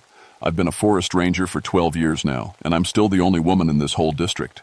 That February of 1984, I was stationed at the Pine Mountain Lookout in Daniel Boone National Forest, Kentucky. It's a lonely job, especially in winter, but I love it. The quiet, the snow-covered trees, the way the mountains roll on forever like frozen waves. I should have known something was wrong when the animals started acting strange. The deer stopped coming to the salt lick, the birds went quiet, even the squirrels seemed to vanish. But I was too busy watching the weather reports to pay much attention. The storm hit on February 12th, and it was a monster. The Weather Service called it the worst blizzard in 50 years. 3 feet of snow, winds howling at 40 miles per hour, and temperatures that dropped to 15 below zero. The kind of cold that makes your teeth ache and your lungs burn. My radio crackled to life around noon. "Becca, you there?" It was Carl Henderson, the veteran ranger who worked dispatch. His voice sounded worried. "I'm here, Carl. Storm's getting bad up here. Got a problem. Mining survey team went missing yesterday. 5 guys from Blackstone Mining, doing surveys up in the old Pine Ridge area. Last radio contact was around sunset." I knew the area. Old coal mines from the 1930s, abandoned after the big disaster that killed 43 miners. Most of the buildings were still standing, rotting away in the forest like broken teeth. They might have taken shelter in the old mining camp, I said, watching snow pile against my window. Smart thing to do in this weather. That's what I'm hoping. But the storm's got all the roads blocked, no way to get a truck through, and helicopters can't fly in this wind. You're the closest ranger to that area. I looked out at the white wall of snow. The wind was so strong it made my little station shake. Carl, I can't even see my own truck right now. I know, just keep your radio on. If the storm lets up, we might need you to check on them. But the storm didn't let up. It got worse. By evening, the power went out. My backup generator kicked in, but I knew I only had enough fuel for maybe 2 days. The propane heater kept the main room warm, but the wind found every crack and gap in the walls. Ice started forming on the inside of my windows. That's when I heard it for the first time. A sound like screaming, but not quite human. It could have been the wind. Wind can make all kinds of crazy noises in a storm, but something about it made my skin crawl. I checked my supplies. Enough food for a week, maybe more, if I was careful. Water wasn't a problem, plenty of snow to melt. But the cold was getting worse, and my radio was full of static. Around midnight, the screaming sound came again. Closer this time. I grabbed my flashlight and looked out the window, but all I could see was swirling snow. The wind had carved strange shapes in the drifts around my station. For a moment, they almost looked like people.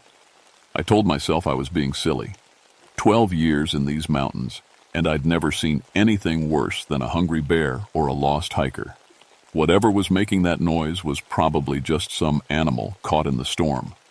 But deep down, I knew something was wrong. Really wrong.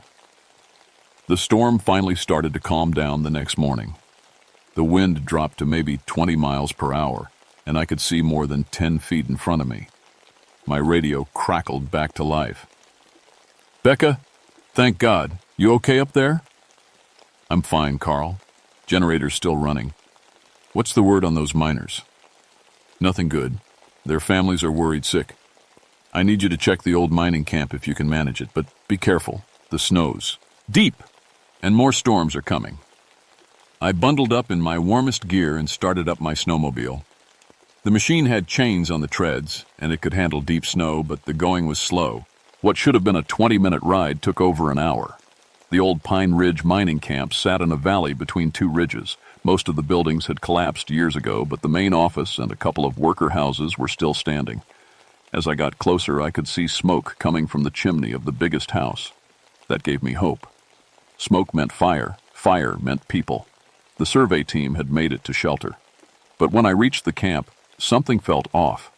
There were tracks in the snow all around the buildings, boot prints that looked fresh. But they were strange. Some were normal human footprints, but others were longer, deeper, like someone walking on their toes. And they were spaced too far apart, like whatever made them had been running. I knocked on the door of the house with the smoking chimney. Hello? Forest Service? Anyone in there? No answer. The door was unlocked, so I pushed it open. The inside was warm. Someone had gotten a fire going in the old stone fireplace. There were sleeping bags spread out on the floor, empty food cans on a makeshift table. But no people. Hello? I called again. Then I noticed the food. Beans and stew in metal cups, sitting on the table next to the fire, still warm. Steam was rising from them. Someone had been here just minutes ago. I found signs of the survey team everywhere. 5 sleeping bags, 5 sets of gear, maps spread out on the table with the Pine Ridge area circled in red. But where were the people? That's when I heard it. Voices outside, shouting. Panicked voices. I rushed to the window and looked out. 5 men were running through the snow, heading away from the camp toward the old mine entrance. Even from a distance, I could see the orange safety vests that mining surveyors wear. Hey! I shouted, but they were too far away to hear me over the wind. I grabbed my radio. Carl, I found them. 5 men heekeen, aiding toward the old mine shaft. They're running like something's chasing them. But something was chasing them. I saw them then, moving through the snow behind the running men. Pale shapes too tall to be human, moving faster than anything should be able to move in 3 feet of snow. They didn't seem to sink into it at all, just glided over the surface like ghosts. One of the running men fell. The pale things were on him in seconds. I couldn't see exactly what happened through the swirling snow, but his screams cut through the wind like a knife. The other 4 men reached the mine entrance and disappeared inside. The pale things followed them. I stood there for a moment, my heart pounding. What the hell had I just seen? Becca! Becca, come in! Carl's voice on the radio snapped me back to reality. I'm here. Carl, there's something wrong up here. Really wrong. I don't know what I saw. Are the miners okay? I looked toward the mine entrance.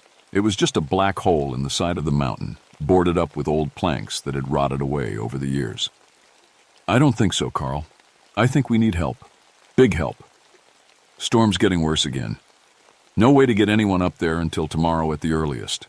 You need to get back to your station and wait it out. But as I started back toward my snowmobile, I heard something that made my blood freeze. It was coming from inside the mine. Screaming. Human screaming. And then suddenly, it stopped. I couldn't just leave. Those men might still be alive in there, might need help. Against my better judgment, I grabbed my emergency medical kit and headed toward the mine. The entrance was bigger than I'd thought. The old boards had been torn away recently, probably by the survey team looking for shelter. But as I got closer, I could see they'd been torn from the inside, not the outside. Long gouges in the wood, like claw marks. I clicked on my flashlight and stepped inside. The mine tunnel stretched ahead into darkness, with old rail tracks still running down the middle. The air was cold, but not as cold as outside. It smelled of rust and something else, something rotten.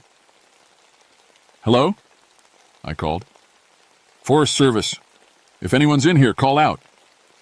My voice echoed off the stone walls, but there was no answer. I followed the tracks deeper into the mine. The beam of my flashlight showed more claw marks on the walls and something that looked like dried blood. Old blood, dark and crusty. About 50 yards in, I found the first body. It was one of the surveyors, still wearing his orange vest. But something had torn him apart. I've seen bear attacks, mountain lion kills, but this was different. Worse. Like something had been trying to get inside him. I fought down the urge to throw up and kept going. I had to find the others. The tunnel split into 3 branches. I took the middle one and almost immediately found another body. This one was older, not from the survey team. The clothes were rotted, but I could make out the remains of old mining gear, from the 1930s maybe. But that was impossible. After 50 years, there shouldn't be anything left but bones. I heard a sound ahead, a scraping noise, like fingernails on stone. I clicked off my flashlight and listened. The sound came again, closer. Something was moving in the darkness ahead of me. I turned my light back on and saw it. It had been human once. You could tell by the basic shape, arms, legs, head. But it was all wrong now. Too tall, maybe 7 feet, skin that was white as snow and seemed to glow in my flashlight beam.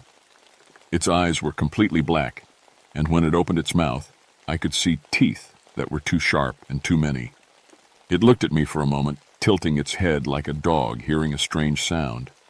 Then it smiled. I ran. Behind me, I could hear it following. Not running, something worse. It was laughing, a sound like breaking glass. I made it to the mine entrance and stumbled out into the snow, my snow mob. Al was still there, thank God. I jumped on and hit the starter. The engine turned over on the 3rd try, and I gunned it toward my station as fast as I could go. But they were following me. I could see them in my mirrors. Pale shapes moving through the trees, keeping pace with my snowmobile like it was standing still. There were more of them now. At least 6, maybe more. They looked like the thing in the mine, but different. Some were missing arms or had extra limbs. Others were bent at wrong angles, like they'd been broken and healed crooked. But they all had those same black eyes and 2 sharp teeth. One of them got ahead of me somehow and stepped into my path. I had to swerve hard to avoid it, and my snowmobile went sideways into a tree. The engine died. I was maybe half a mile from my station. In the deep snow, that might as well have been 10 miles. The pale things surrounded me, moving in slowly like wolves around wounded prey. Up close, I could see details I wished I couldn't. Their skin wasn't just pale, it was translucent. I could see dark veins underneath, and their breath came out in clouds of steam that smelled like rotting meat. The biggest one stepped forward. It was wearing the rotted remains of old mining clothes, and around its neck was a tarnished metal tag. I could just make out the words, Pine Ridge Mine, Thomas Morrison, 1934. These things had been the miners, the ones who died in the disaster 50 years ago. But they weren't dead. Not exactly. Thomas Morrison opened his mouth and spoke. His voice was like wind through broken glass. "Hungry," he said. "So hungry." I ran for my life. I made it to my station just ahead of them. The door had a good solid deadbolt and the windows were small and high. It wasn't much, but it was better than being caught in the open. I grabbed my radio as the first of them reached the door. Carl, come in. Emergency!" The radio crackled with static. "Becca, what's your situation?" "I'm under attack. There's something up here. Something from the old mine. I think they killed the survey team." "Attack? What kind of attack?" Outside, they were testing the walls, looking for weak spots. I could hear them scratching at the foundation, trying to dig underneath. The sound of their claws on stone made my teeth ache. "I don't know what they are, Carl. They look human, but they're not. They're from the mine disaster, I think, from 1934. "Becca, you're not making sense. The mine disaster was 50 years ago. Everyone died." "That's just it. They didn't die. Not really." One of them found my generator outside. The lights flickered and went out. My propane heater was still working, but barely. I found my emergency lantern and clicked it on.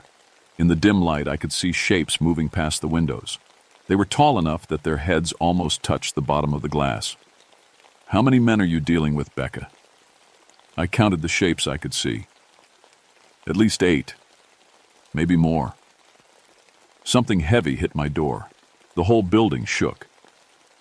"Carl, I don't think they're men anymore. I think they're something else." "Okay, listen. I'm going to try to get help up there, but it might take time. You need to hold out until morning." Morning was 8 hours away. Another impact on the door. This time I heard wood crack. I looked around my station for anything I could use as a weapon. My rifle was in my truck, which might as well have been on the moon. But I had some emergency supplies, flares, a small axe, and something that might work. Mining charges, small ones, left over from when they'd cleared a rock slide on the access road last year. Enough to blow a hole in solid rock. The door was starting to give way. I could see pale fingers reaching through the cracks, trying to widen the gaps. I set up the charges near the door and windows, then retreated to the back room with the detonator. If they broke in, I'd blow the whole front of the building. It would probably kill me too, but maybe it would stop them. "Still hungry?" came a voice from outside. Thomas Morrison. 50 years hungry." The door exploded inward, and they poured through the opening. 6 of them, maybe 7, moving faster than anything human should be able to move. I hit the detonator. The explosion lit up the night like a miniature sun. When the smoke cleared, the front half of my station was gone. So were 3 of the pale things, or at least they were scattered in pieces across the snow. But the pieces were still moving. The remaining 4 circled around to the back of the building. I grabbed my axe and waited. They came through the window all at once. I don't remember much about the fight. It was dark, and everything happened fast.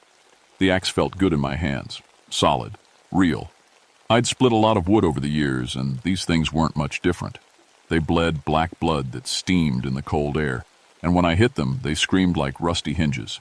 But they kept coming. Even with arms or legs cut off, they kept trying to get at me. It was like they couldn't feel pain, couldn't get tired, couldn't die. I was backing toward my last resort, the propane heater, when I heard the sound of engines outside. Snowmobiles. A lot of them. "Becca!" Carl's voice shouting over the noise. "Where are you?" The pale things heard it too. They stopped attacking and tilted their heads, listening. Then all at once they turned and ran. Not toward the sound. Away from it. back toward the mine. Carl found me sitting in the ruins of my station, covered in black blood and shaking from cold and shock. With him were 5 other rangers and a paramedic. Jesus, Becca, what happened here? I told them about the survey team, about the things from the mine. They listened with the kind of polite attention you give to someone who's been through trauma and might not be thinking clearly. The official report said I'd fought off a pack of rabid wolves that had killed the mining survey team. The explosion was explained as a propane leak caused by the animal attack. Case closed. But Carl pulled me aside before I left for the hospital. Becca, I've been working these mountains for 20 years. I've heard stories about the Pine Ridge mine. Old-timers say the disaster wasn't an accident, say the miners got trapped during a bad winter and, well, they did what they had to do to survive. I looked back toward the mine. In the morning light, it just looked like a hole in the rock. Nothing special, nothing dangerous. What are you saying, Carl? I'm saying maybe some things are better left buried. I'm putting that whole area off limits. Unstable mine shafts, danger of collapse. No one goes up there without my permission. They gave me a commendation for heroism and a promotion to district supervisor, but I put in for a transfer to Florida. Someplace warm, where the winters don't last so long and the mountains don't hold such old secrets. I never went back to Pine Ridge, but sometimes, on quiet winter nights, I still hear that sound, like screaming, but not quite human. And I remember the words Thomas Morrison spoke. Still hungry. Some hungers, I think, never die.